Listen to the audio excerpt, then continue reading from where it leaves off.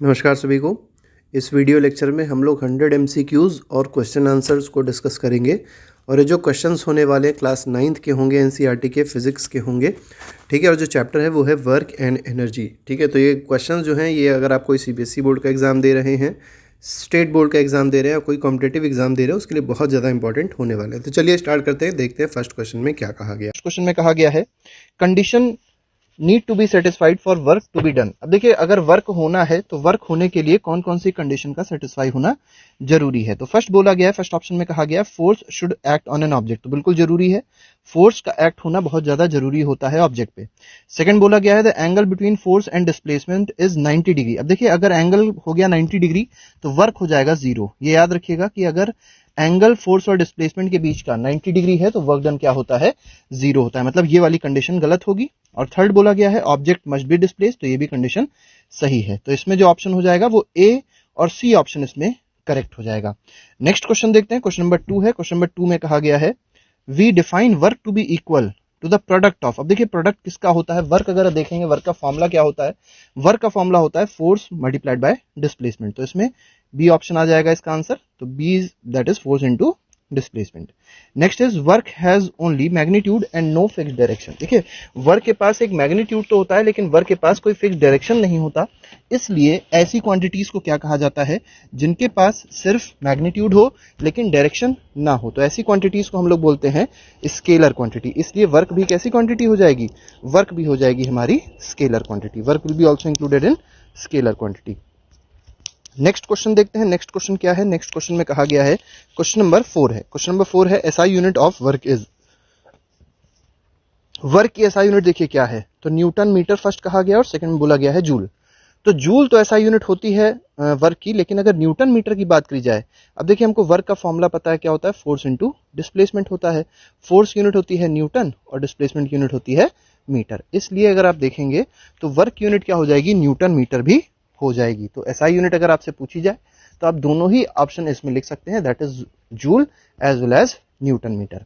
Next question देखते हैं, question number 5 है। क्वेश्चन नंबर 5 में देखते हैं क्या बोला गया है। तो क्वेश्चन नंबर 5 में बोला गया है 1 joule is the amount of work done on an object, ठीक है, which a force of 1 newton displaces it by 1 metre along the line of action of force. तो देखिए, बहुत इंपॉर्टेंट डेफिनेशन है ये। 1 जूल की बिल्कुल सही डेफिनेशन दी गई है।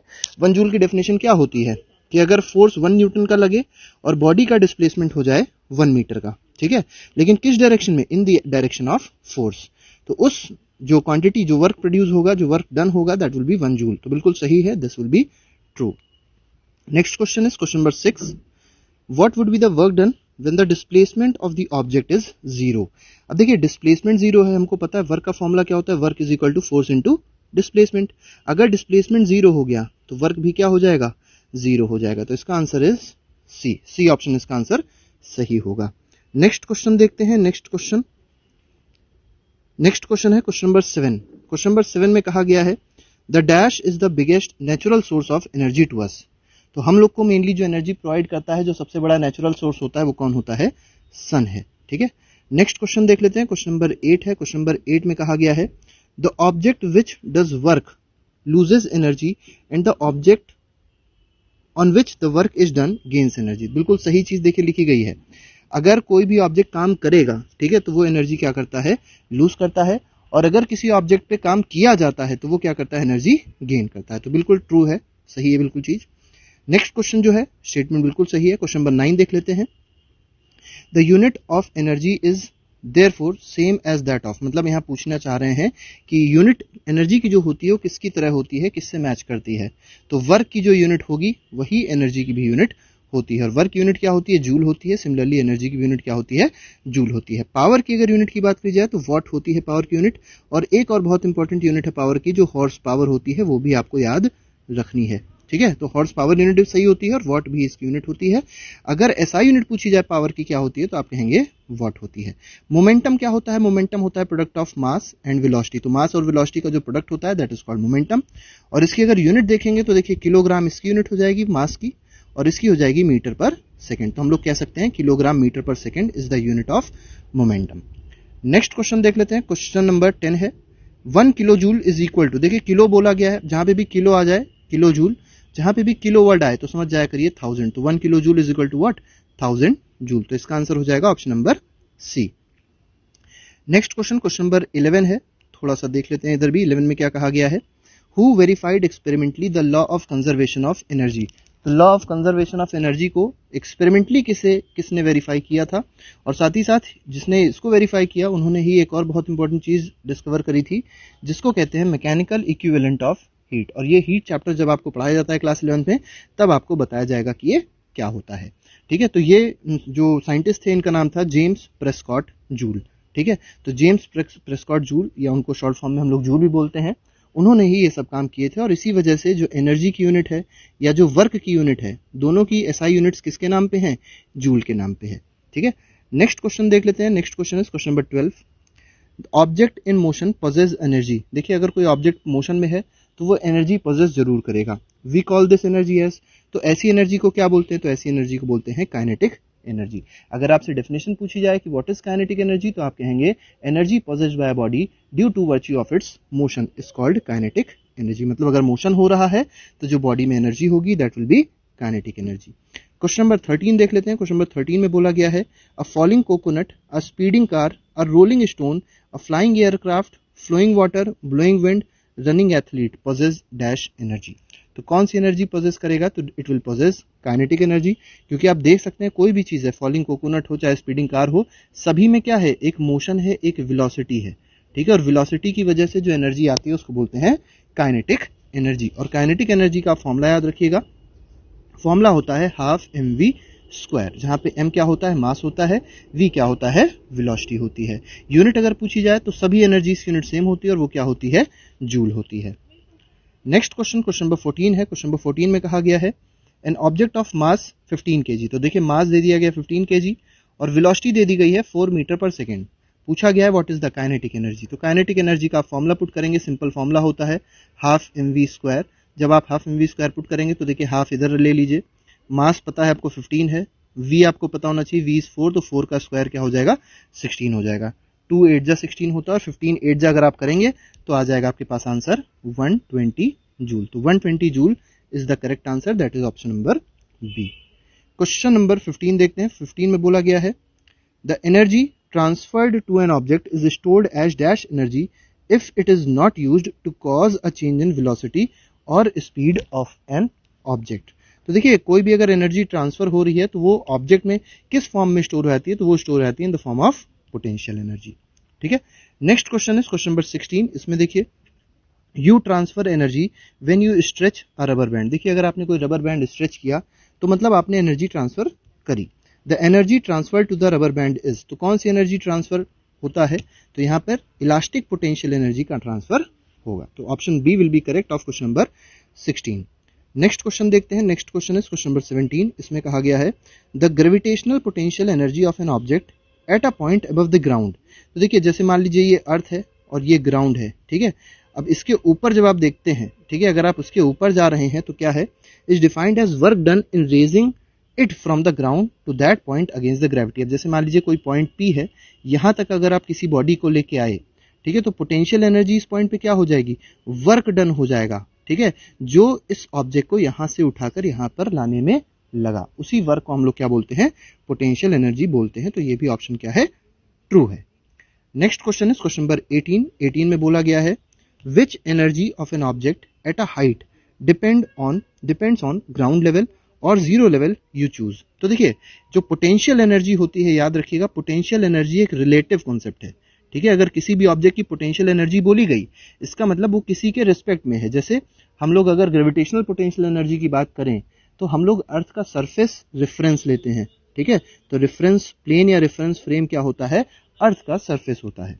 ठीक है, कहीं से भी हम लोग पोटेंशियल एनर्जी देख सकते हैं। अगर सेंटर से देखेंगे तो पोटेंशियल एनर्जी किसी चीज की अलग होगी, अगर सरफेस से देखेंगे तो पोटेंशियल एनर्जी उस चीज की अलग होगी। मतलब पोटेंशियल एनर्जी एक एब्सोल्यूट वैल्यू नहीं होती, वो एक रिलेटिव कॉन्सेप्ट होता है।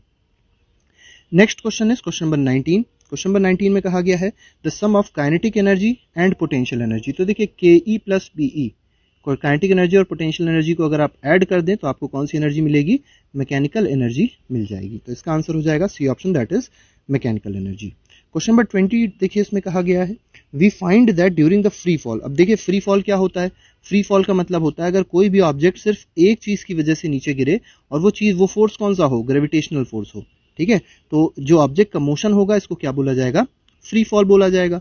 फ्री फॉल के केस में आपको ये भी याद रखना है कि बॉडी का एक्सेलरेशन क्या होता है, तो जी के बराबर का होता है, वो जो कितना होता है अर्थ के सरफेस पे 9.8 मीटर पर सेकेंड स्क्वायर होता है, ठीक है। इतनी चीजें तो पहले आपको पता होनी चाहिए। अब देखिए इसमें बोला गया है अगर फ्री फॉल हो रहा है किसी ऑब्जेक्ट में तो जितनी पोटेंशियल एनर्जी डिक्रीज होती है उतना ही इंक्रीमेंट होता है किसमें, काइनेटिक एनर्जी में। तो काइनेटिक एनर्जी उतनी इंक्रीज होगी जितनी पोटेंशियल एनर्जी डिक्रीज होगी, और दोनों का सम अगर आप देखेंगे पूरे मोशन में तो क्या रहता है, वो हमेशा कांस्टेंट रहता है, ठीक है। और दोनों का सम क्या रहता है, इसको बोलते हैं मैकेनिकल एनर्जी। तो mechanical energy remains constant.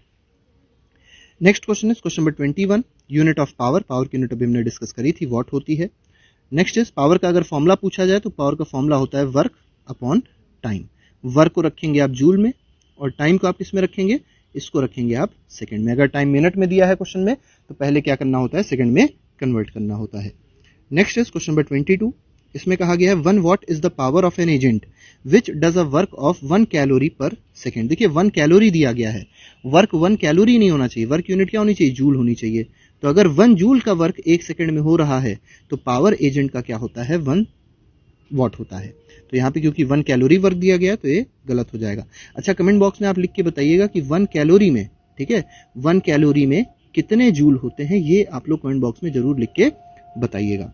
Next question देख लेते हैं, 1 किलोवाट आवर। 1 किलोवाट आवर के बारे में पूछा गया है, 1 kilowatt hour is equal to 3.6 into 10⁻6 joule, बिल्कुल सही है।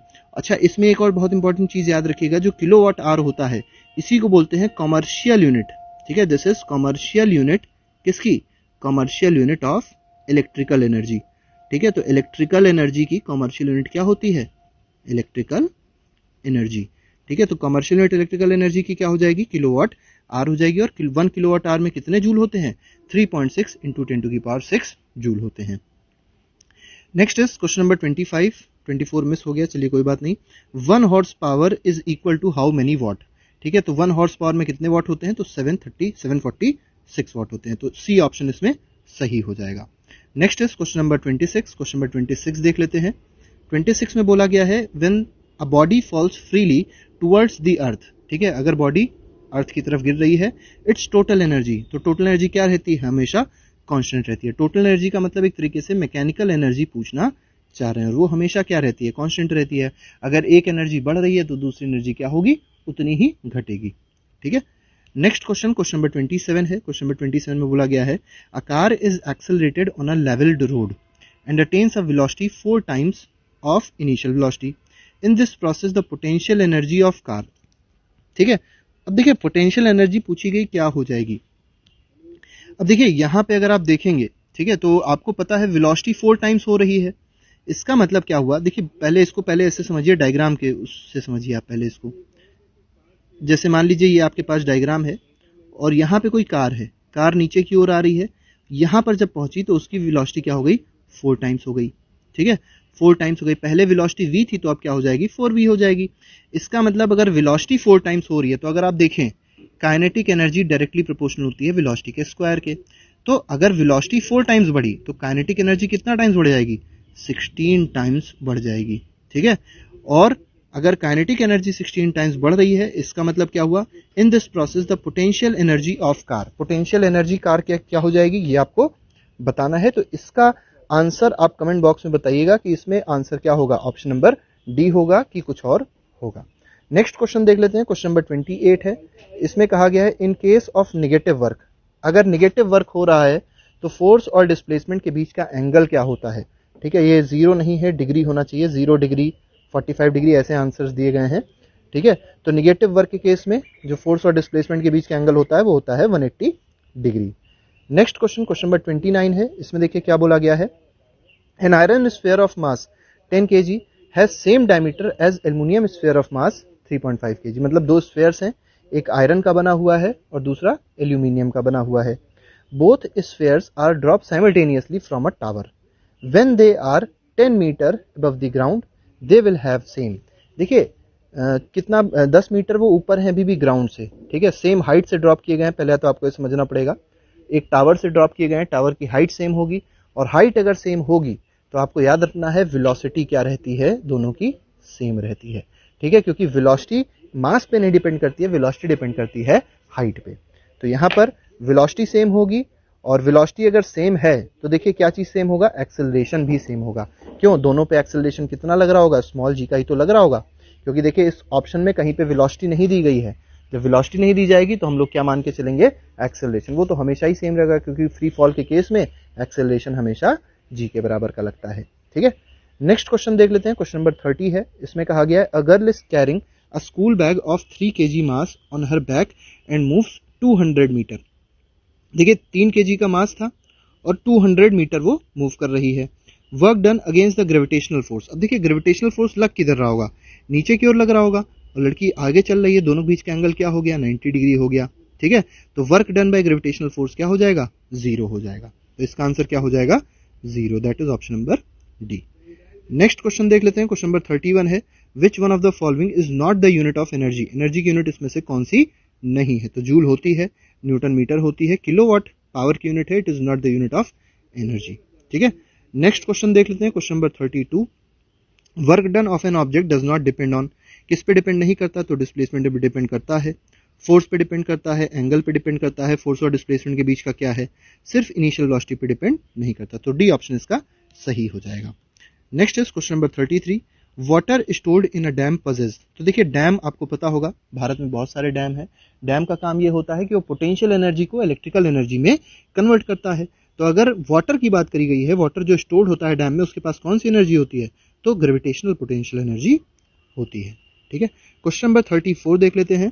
34 में कहा गया है a body is falling from a height h। तो h हाइट से बॉडी फॉल कर रही है, after it has fallen from a height 2 metre it will possess. देखिए 2 मीटर हाइट वो नीचे आ चुकी है। ठीक है, या 2h अगर बोलें, 2h बोल लिखा था क्वेश्चन में, हमने 2 मीटर गलती से कर दिया।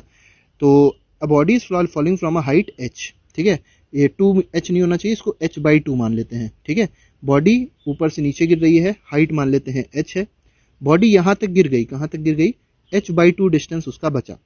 आपको बताना है इस पॉइंट पे बॉडी के पास कौन सी एनर्जी होगी, तो आधी काइनेटिक एनर्जी हो जाएगी और आधी क्या हो जाएगी, पोटेंशियल एनर्जी हो जाएगी। नेक्स्ट क्वेश्चन, क्वेश्चन नंबर 35 है। इसमें कहा गया है when body falls freely towards the earth, total energy क्या रहती है। तो देखिए टोटल एनर्जी फ्री फॉल के केस में हमेशा क्या रहती है, कांस्टेंट रहती है। और टोटल एनर्जी से कंफ्यूज मत होइएगा, टोटल एनर्जी का मतलब होता है mechanical energy, that is the sum of kinetic and potential energy. Question number 36 देख लेते हैं, car is accelerated on a level road. ये भी हम लोग ने डिस्कस किया था। ठीक है, डी ऑप्शन इसका सही होगा। नेक्स्ट क्वेश्चन, क्वेश्चन नंबर 37 देख लेते हैं। ठीक है, इसमें देखिए काइनेटिक एनर्जी पूछी गई, ये वाला क्वेश्चन सही है। काइनेटिक एनर्जी जो होगी वो 16 टाइम्स हो जाएगी। पिछले क्वेश्चन में हम लोग ने पोटेंशियल एनर्जी देखा था, वो 1/16 टाइम्स हो जाएगी। ठीक है ना, ये भी याद रखिएगा आप लोग, क्योंकि पोटेंशियल एनर्जी उतनी ही कम होगी जितनी काइनेटिक एनर्जी बढ़ेगी। ठीक है, नेक्स्ट क्वेश्चन, क्वेश्चन नंबर 37 है। क्वेश्चन नंबर 37 में कहा गया the form of energy possessed by a flying bird. अगर कोई चिड़िया है वो उड़ रही है तो कुछ हाइट पे उड़ रही होगी, तो उसके पास पोटेंशियल एनर्जी, और उड़ रही है मतलब मोशन में, इसका मतलब काइनेटिक भी होगी। तो बोथ काइनेटिक एंड पोटेंशियल दोनों एनर्जी उसके पास होगी। टू ऑब्जेक्ट्स ऑफ मासेस, देखिए मास दिया गया है, हैव इक्वल मोमेंटम, बोला गया है मोमेंटम दोनों का क्या है, इक्वल है। काइनेटिक एनर्जी आपको बतानी है। देखिए काइनेटिक एनर्जी का एक फॉर्मूला याद रखिएगा, kinetic energy is equal to p² p क्या होता है वहां पे, p होता है मोमेंटम, m क्या होता है, m होता है मास। ये बात आपको याद रखनी है। अब मोमेंटम दोनों का सेम था, इसका मतलब p पे डिपेंड नहीं कर रही काइनेटिक, किस पे डिपेंड कर रही है, it is inversely proportional to mass, mass के इनवर्सली प्रोपोर्शन है। तो आप कह सकते हैं कि जिसका मास कम होगा उसकी काइनेटिक एनर्जी ज्यादा होगी। तो रेशियो अगर पूछा जाए तो अगर ऐसे लिखा जाए ke1 अपॉन ke2, तो ये क्या हो जाएगा, m2 अपॉन m1 हो जाएगा। m2 देखिए क्या है, 4 है, 4 इंटू 10⁻³ अपॉन 1 इंटू 10⁻³ ये कट गया, क्या आंसर आ गया, 4:1 आ गया। तो 4:1 is the correct answer of question number 38। Next question देखते हैं, 39 है, work done on an object does not depend upon. Work done किस पे डिपेंड नहीं करता, ये भी हमने देखा था, वेलोसिटी पे डिपेंड नहीं करता, इनिशियल वेलोसिटी पे डिपेंड नहीं करता। ये वाला भी क्वेश्चन अभी हम लोग ने देख लिया था। ठीक है, तो इस क्वेश्चन को भी दोबारा रिपीट हो गया है गलती से। ठीक है, एक्सेलरेशन इसमें सेम रहता है। Next is microphone converts. अब देखिए माइक्रोफोन क्या करता है, तो दो चीज आपको समझनी है, एक स्पीकर समझना है। स्पीकर क्या करता है, स्पीकर इलेक्ट्रिकल एनर्जी को साउंड एनर्जी में कन्वर्ट करता है। ठीक है, इलेक्ट्रिसिटी जो होती है, जो वायर में इलेक्ट्रिकल एनर्जी आती है, उसको किस में कन्वर्ट करता है, वो साउंड में कन्वर्ट करता है। माइक्रोफोन जो माइक होता है उल्टा काम करता है। माइक क्या करता है, माइक साउंड एनर्जी को इलेक्ट्रिकल एनर्जी में कन्वर्ट करता है। ठीक है, तो sound energy into electrical energy, B option will be correct. Next is question number 42। 42 में कहा गया which of the following energy change involve frictional force. अब देखिए फ्रिक्शनल फोर्स कौन इन्वॉल्व कहां पे होगा, पोटेंशियल टू साउंड में फ्रिक्शनल फोर्स इन्वॉल्व नहीं होगा, केमिकल टू हीट में नहीं इन्वॉल्व होगा। ठीक है, इसमें अगला बोला गया है kinetic to heat energy involve होगा, और बोला गया है केमिकल टू हीट एनर्जी। देखिए केमिकल से हीट में भी फ्रिक्शनल फोर्स इन्वॉल्व नहीं होगा। हालांकि हम लोग ये जरूर बोल सकते हैं कि पोटेंशियल से जब साउंड होगी तब फ्रिक्शनल फोर्स या फ्रिक्शनल एनर्जी इन्वॉल्व होगी। ठीक है, तो इसमें 2 और 3 इसमें ऑप्शन सही होना चाहिए वैसे। चलिए इसका आंसर जो है वो आप लोग बताइएगा, इसका आंसर आपके हिसाब से क्या सही हो सकता है। तो हम इसको कमेंट बॉक्स में इस आंसर को क्या कर देंगे, टैग कर देंगे। देखेंगे जिसका सबसे अच्छा आंसर है उसका आंसर हम क्या कर देंगे, टैग कर देंगे। चलिए इसको आप देने की कोशिश करिएगा इसका आंसर। नेक्स्ट क्वेश्चन पे आते हैं। नेक्स्ट क्वेश्चन देखते हैं, क्वेश्चन नंबर 43 है। क्वेश्चन 43 में बोला गया है potential energy of a body depends on. Potential energy किस पे डिपेंड करेगी, बहुत सिंपल सी बात है, पोजीशन पे डिपेंड करती है, कॉन्फ़िगरेशन पे डिपेंड करती है। इसका मतलब सी ऑप्शन इसका सही हो जाएगा, क्योंकि दोनों पे डिपेंड करती है, पोजीशन पे भी और कॉन्फ़िगरेशन पे भी। कॉन्फ़िगरेशन मतलब शेप पे। नेक्स्ट में बोला गया है the negative work. Negative work पूछा गया है, तो निगेटिव वर्क के लिए कंडीशन 180 डिग्री होना चाहिए एंगल फोर्स और डिस्प्लेसमेंट के बीच का। ठीक है, पॉजिटिव के लिए अगर आप देखें तो 0 से 90 डिग्री के बीच का एंगल होना चाहिए। अगर 90 है तब क्या वर्क हो जाएगा, 0 डिग्री का मतलब 0 वर्क हो जाएगा। ये तीनों बातें आपको याद रखनी है। क्वेश्चन नंबर 6 है, 46 है। यहाँ पे देखिए वही बात आ गई, फिर से रिपीट हो गया क्वेश्चन, 0 आंसर आ जाएगा, क्योंकि ग्रेविटेशनल फोर्स नीचे लग रहा होगा, बॉडी आगे जा रही होगी, 90 डिग्री का एंगल बन रहा होगा। इसमें बच्चे अक्सर ये करते हैं कि फोर्स पहले MA निकालते हैं, ठीक है, फिर वो क्या करते हैं, फिर उसमें मल्टीप्लिकेशन करते हैं, तो वो सब चीजें आपको नहीं करनी है। ठीक है, नेक्स्ट क्वेश्चन और 47 क्वेश्चन देख लेते हैं। इसमें कहा गया है 1 joule of work is said to be done. 1 joule work कब होगा, when a force of 1 newton displaces a body by 1 metre. B option इसमें सही हो जाएगा। 48 में बोला गया है 2 आर्मी पर्सन, 2 आर्मी पर्सन है, ईच ऑफ वेट इतना, climb up the rope through a height इतना, takes 10 second while B takes इतना second to achieve the task. What is the ratio of power. Power का आपको ratio बताना है। तो power का रेशियो देखिए कैसे बताया जाएगा, पावर का फॉर्मूला हमको पता होना चाहिए। पावर का फॉर्मूला होता है वर्क अपॉन टाइम। ठीक है, क्या होता है फॉर्मूला, वर्क अपॉन टाइम। अब देखिए 500 न्यूटन क्लाइंब करना है, ठीक है, दोनों का वेट 500 न्यूटन है, तो जो फोर्स होगा वो क्या हो जाएगा, mg हो जाएगा। mg 500 है, और कितनी हाइट तक जाना है, हाइट है 10 मीटर। ठीक है, 10 मीटर हाइट तक जाना है। पहले वाले ने कितना टाइम लिया, 20 सेकेंड लिया। ठीक, तो अगर आप इसको सॉल्व करेंगे आपको आंसर मिल जाएगा पावर पहले वाले का। या आप सिंपल ये समझें कि power is inversely proportional to time, तो आप सीधे सीधे लिख सकते हैं कि P1 अपॉन P2 ये हो जाएगा T2 अपॉन T1। अगर हमारे पास वेट सेम है और हाइट सेम है तो हम लोग ये फॉर्मूला लगा सकते हैं। ठीक है, T2 कितना है, देखिए T2 हमारे पास है 40 और T1 कितना है, ये है 20। कितना आंसर आ जाएगा, 2:1 आ जाएगा। तो 2:1 is the correct answer, that is option number C. Next question देखते हैं, क्वेश्चन नंबर 49 है। क्वेश्चन नंबर 49 में देखते हैं क्या बोला गया है। If the speed of car becomes 2 times kinetic energy becomes. तो काइनेटिक एनर्जी का आपको फॉर्मूला पता है, हाफ mv स्क्वायर होता है। वेलोसिटी 2 हो गई तो इसका 2 स्क्वायर जब आप करेंगे तो 4 टाइम्स आएगा, मतलब काइनेटिक एनर्जी कितनी बदल जाएगी, 4 टाइम्स हो जाएगी। ठीक है, लेकिन अगर आपसे पूछा था कि चेंज इन काइनेटिक एनर्जी क्या होगा, तो चेंज इन काइनेटिक एनर्जी हो जाएगा 3 टाइम्स इनिशियल। ठीक है, ये दोनों चीजें अलग है, क्योंकि चेंज का मतलब क्या होता है, final minus initial. Final 4 times हो गई थी, उसमें से अगर 1 माइनस करेंगे तो 3 टाइम्स आपके पास आ जाएगा इनिशियल का। लेकिन यहां पे अगर आप देखेंगे काइनेटिक एनर्जी पूछी गई हो कितनी जाएगी, तो हो जाएगी वो 4 टाइम्स। लास्ट क्वेश्चन अपना देख लेते हैं। लास्ट क्वेश्चन में कहा गया है work done by friction. Work done by friction जो होगा वो क्या करेगा, increases kinetic energy of a body. कभी नहीं, फ्रिक्शन कभी काइनेटिक एनर्जी बढ़ा नहीं सकता। दूसरा बोला गया decreases kinetic energy of a body, ये ऑप्शन बिल्कुल सही है।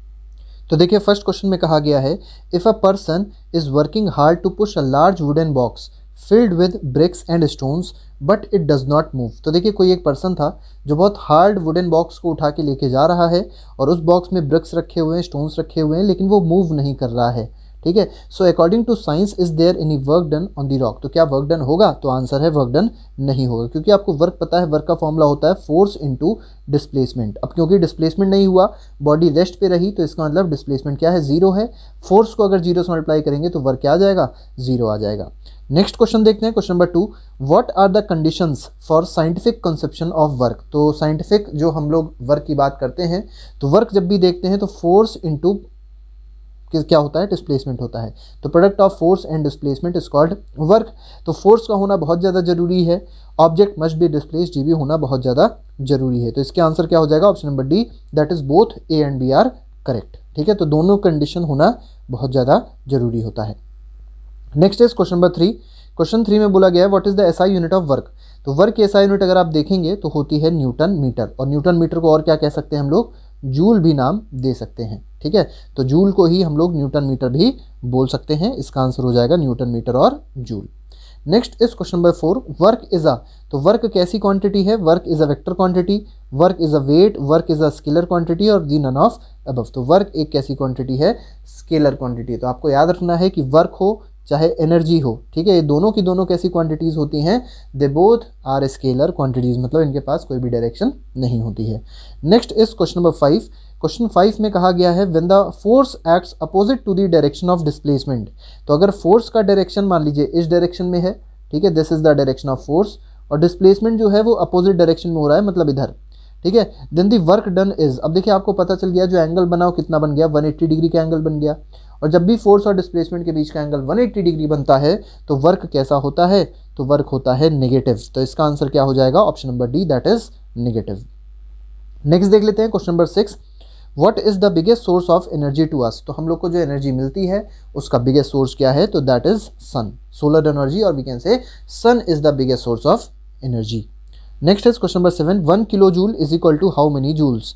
तो देखिए इसमें पूछा गया है 1 किलो जूल में कितने जूल होते हैं। तो अगर इसमें आप डी ऑप्शन देखेंगे तो डी ऑप्शन कह रहा है 1000, और यही आंसर क्या है? सही है। 1 kilo joule is equal to how many joules? 1000 joules. तो ये बात आपको याद रखनी है। Next question is what does mechanical energy includes. तो मैकेनिकल एनर्जी आपको बताना है क्या होती है।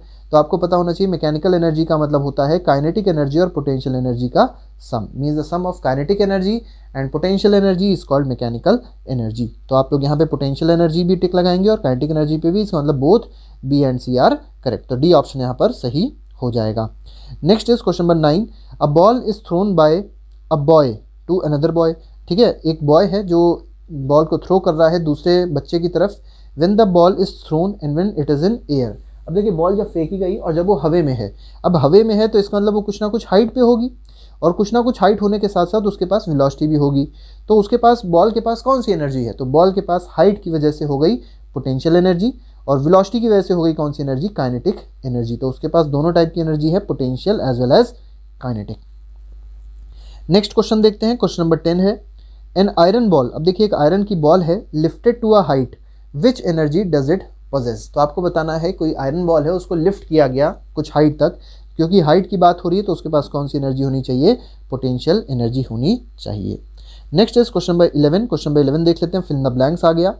Object in motion possess. तो अगर ऑब्जेक्ट मोशन में है तो उसके पास कौन सी एनर्जी होगी?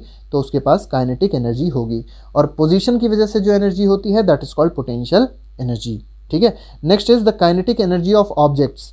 ठीक है, तो काइनेटिक एनर्जी का अगर आप फॉर्मूला देखेंगे तो ये होता है हाफ mv²। मतलब ये आपको दिखाई पड़ रहा होगा कि काइनेटिक एनर्जी वेलोसिटी के क्या है? डायरेक्टली प्रोपोर्शनल है। इसका मतलब वेलोसिटी बढ़ेगी तो काइनेटिक एनर्जी बढ़ेगी। तो इसका आंसर क्या हो जाएगा? Kinetic energy of objects increases with speed. ठीक है, इंक्रीजेज विद स्पीड, और we can say depends with speed, ऐसे नहीं रख सकते हैं। तो आप यही रखिएगा, kinetic energy of object increases with speed. तो इंक्रीज होती है स्पीड के साथ साथ। Next is work by a force can either be. अब देखिए वर्क डन बाय फोर्स, कोई भी फोर्स है जो वर्क डन करता है, तो वर्क डन कैसा हो सकता है? पॉजिटिव भी हो सकता है, वर्क डन निगेटिव भी हो सकता है, वर्क डन जीरो भी हो सकता है। तो ये 3 कंडीशन है जिसमें वर्क चीज़ें हो सकती हैं। तो work can be positive, negative और zero. Next is unit of work. अब 2 यूनिट आपको वर्क की बतानी है, तो जूल एक बहुत इंपॉर्टेंट यूनिट याद रखिएगा। एक यूनिट होती है अर्ग होती है, सीजीएस यूनिट इसकी होती है, एक यूनिट होती है न्यूटन मीटर। तो ये तीनों के तीनों यूनिट्स हैं किसकी, वर्क की। और याद रखिएगा 1 जूल में कितने अर्ग होते हैं, तो 1 जूल में 10⁻7 अर्ग होते हैं, ये भी आपको याद रखना है। Next is question number 15। Question 15 देख लेते हैं। The unit of energy and work joule is named after. ठीक है, तो जेम्स प्रेस्कॉट जूल हैं जिनकी नाम पे एनर्जी और वर्क की यूनिट रखी गई है। तो जूल जो नाम है वो किसका है, जेम्स प्रेस्कॉट जूल एक बहुत इंपॉर्टेंट साइंटिस्ट है, उन्हीं का ही नाम है। ठीक है, नेक्स्ट बोला गया है 1 किलोवाट आवर में कितने जूल होते हैं, तो 1 किलोवाट आवर में आपको याद रखना है 3.6 × 10⁶ जूल होते हैं। ठीक है, next is question number 7। Question number 7 के लिए आप देख लीजिए, the unit of power is named after.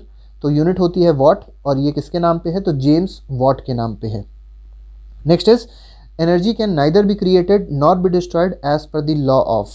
ठीक है, तो किसका लॉ है, एनर्जी आपको पता होगा कि कभी भी क्रिएट नहीं करी जा सकती, कभी डिस्ट्रॉय नहीं करी जा सकती है, सिर्फ एक फॉर्म से दूसरे फॉर्म में कन्वर्ट करी जा सकती है। ठीक है, can only be converted from one form to another. ठीक है, तो इसको law of conservation of energy बोल सकते हैं। और अगर मान लीजिए इसी में law of transformation of energy पूछा जाए आपसे क्या होता है, तो आप सिंपल ये कहेंगे energy can neither be created nor be destroyed, it can only be transferred from one form to another. ठीक है, तो ये हो जाएगा law of transformation of energy. लेकिन अगर इसमें देखेंगे neither create not destroyed, means it is law of conservation of energy. Next is question number 19, इसको देख लेते हैं। The energy present in object when the object is raised to certain height against gravity. तो अगर कोई भी object है उसको अगेंस्ट ग्रेविटी उठाया जा रहा है कुछ ऊपर तक हाइट तक, तो उसके पास कौन सी एनर्जी पोजेस वो कर लेता है, तो ग्रेविटेशनल पोटेंशियल एनर्जी पोजेस करता है। याद रखिएगा ग्रेविटेशनल पोटेंशियल एनर्जी इसका सही आंसर होगा। सिर्फ पोटेंशियल एनर्जी लिखेंगे तो नंबर कट सकते हैं। Next is question number 20, the rate of transfer of energy. The rate of doing work बोला जाए या rate of transfer of energy बोला जाए, दोनों बात सेम है और आंसर क्या है इसका, पावर है। और फॉर्मूला अगर पावर का आप देखेंगे तो होता है work upon time. Work upon time is the formula of power. और वर्क का आपको फॉर्मूला पता है फोर्स इंटू डिस्प्लेसमेंट होता है, तो force into displacement upon time. तो इस तरीके से आप लोग कर लेंगे। अब इस डिस्प्लेसमेंट अपॉन टाइम को क्या रख सकते हैं, वेलोसिटी रख सकते हैं। तो फॉर्मूला पावर का एक और बन गया। पावर का फॉर्मूला क्या बन गया, power is equal to force into velocity. Next question देखते हैं। नेक्स्ट क्वेश्चन ट्रू और फॉल्स पूछा गया है। The work done when force of an object is 8 newton and displacement is 15 metre is 100 joule. अब देखिए फोर्स हमको दे दिया गया 8 न्यूटन का, डिस्प्लेसमेंट दे दिया गया 15 मीटर का, और वर्क बोला गया 100 जूल हो रहा है। क्या ऐसा हो सकता है? तो वर्क का अगर फॉर्मूला देखेंगे फोर्स इंटू डिस्प्लेसमेंट होता है। फोर्स कितना दिया गया है 8 और डिस्प्लेसमेंट कितना दिया गया है 15। 15 8 जो होता है 120 जूल। तो अगर डायरेक्शन ऑफ फोर्स में वर्क डायरेक्शन ऑफ फोर्स में डिस्प्लेसमेंट हो रहा है तो वर्क हो जाएगा 120 जूल, लेकिन यहाँ पे दिया है 100 जूल जो कि गलत है। तो इसका आंसर हो जाएगा false. Next is the angle form between retarding force applied in the opposite direction of force on an object moving with uniform velocity is 90 degree. तो रिटार्डिंग फोर्स मतलब ऐसा फोर्स होता है जो कहीं ना कहीं, जैसे मान लिया डिस्प्लेसमेंट इस डायरेक्शन में हो रहा है तो डिस्प्लेसमेंट के अपोजिट डायरेक्शन में फोर्स लगता है। ठीक है, तो इन दोनों के बीच में जो एंगल बन रहा है दैट इज ऑफ 180 डिग्री, लेकिन क्वेश्चन में क्या कहा गया है 90 डिग्री। तो ये भी क्या हो जाएगा फॉल्स। तो एंगल कितने का बनता है 180 डिग्री का एंगल बनता है। नेक्स्ट क्वेश्चन देखते हैं। नेक्स्ट क्वेश्चन में क्या कहा गया है, क्वेश्चन नंबर 23 है। क्वेश्चन 23 है when a rubber is stretch. तो आपको बताना है कि अगर किसी रबर को स्ट्रेच किया गया तो क्या उसके पास काइनेटिक एनर्जी स्टोर हो जाएगी उस रबर में? तो काइनेटिक एनर्जी स्टोर नहीं होती है। स्प्रिंग पोटेंशियल एनर्जी बोला जाए या इलास्टिक पोटेंशियल एनर्जी बोला जाए, इस तरीके की एनर्जी स्टोर होती है। तो कौन सी एनर्जी स्टोर हो जाएगी? Elastic potential energy. Next is question number 24, the potential energy of object is zero at the ground before lifting it. तो पोटेंशियल एनर्जी ग्राउंड पे क्या होती है? जीरो होती है। बिल्कुल सही बात है, क्योंकि हाइट को हम लोग क्या लेते हैं जीरो से, मतलब ग्राउंड से लेते हैं, तो हाइट जीरो होगी, तो इसलिए पोटेंशियल एनर्जी भी क्या हो जाएगी जीरो हो जाएगी। नेक्स्ट क्वेश्चन देख लेते हैं। क्वेश्चन नंबर 25 है symbol of potential energy is EP. तो सिंबल जो पोटेंशियल एनर्जी का होता है क्या वो ईपी होता है? तो बिल्कुल सही है, पोटेंशियल एनर्जी का सिंबल ईपी ही होता है।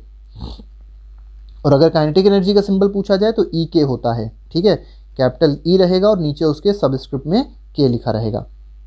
Next is work done by gravity in a potential energy depends on difference in vertical Heights of the initial and final position of the object. ठीक है, तो ये बात क्या सही कही गई है? तो बिल्कुल ये बात सही कही गई है। तो work done by gravity in potential energy defence only सिर्फ डिपेंड किस पे करेगी? वर्टिकल हाइट पे डिपेंड करेगी इनिशियल और फाइनल पोजीशन के बीच में। तो ये बात क्या है? This is true statement. ठीक है, नेक्स्ट क्वेश्चन देख लेते हैं। क्वेश्चन 27 है winding a toy car using its की स्टोर्स काइनेटिक एनर्जी। तो वो भी काइनेटिक एनर्जी स्टोर नहीं करेगा।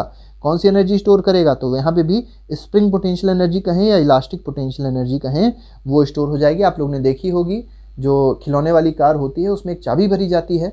जब चाबी भरते हैं तो उसके अंदर एक स्प्रिंग टाइप की चीज़ लगी होती है, ठीक है, वो रोल करती है और रोल होने के बाद उसको छोड़ते हैं तो वो अनरोल होने लग जाती है। इसका मतलब उसमें कौन सी एनर्जी स्टोर हुई? स्प्रिंग पोटेंशियल एनर्जी और we can say elastic potential energy store होती है।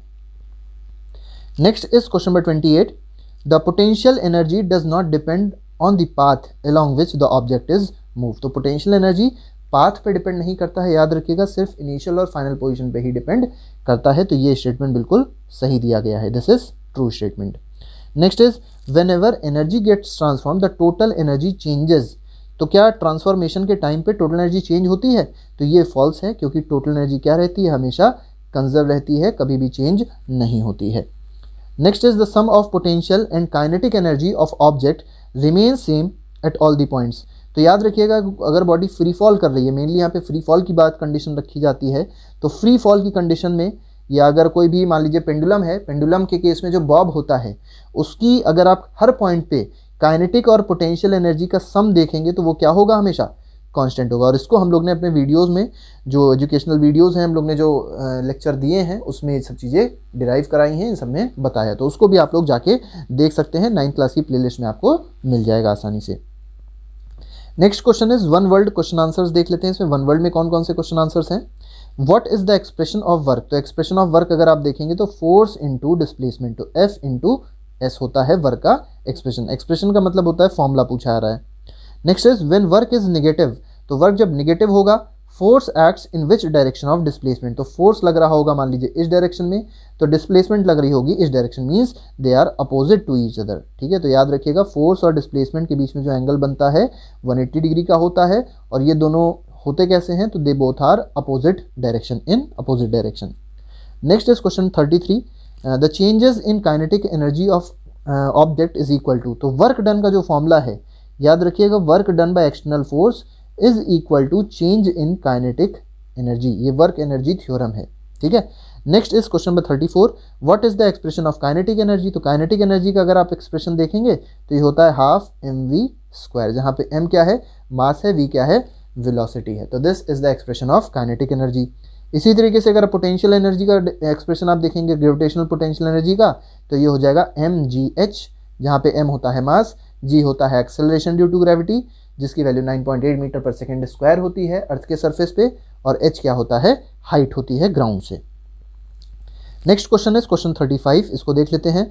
What is the expression of potential energy. तो अभी हमने आपको बताया mgh, this is the expression of potential energy.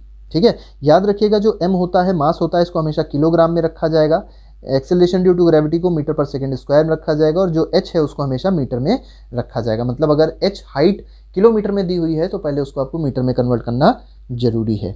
Next is question 36 what is the rate of consumption of energy is when the rate of consumption of energy is 1 joule per second, the power is watt। तो यहाँ पे जो definition दी गई है वो 1 watt की definition दी गई है। तो अगर आपसे 1 वाट की डेफिनेशन पूछी जाए तो आप लोग इस डेफिनेशन को लिख सकते हैं, क्या? when the rate of consumption of energy is 1 joule per second, then the power is said to be 1 watt. तो 1 वाट की ये डेफिनेशन हो जाएगी। Next is question 37 how do we obtain average power. तो पावर का formula क्या होता है? Work done. ठीक है, वर्क डन अपॉन टाइम होता है।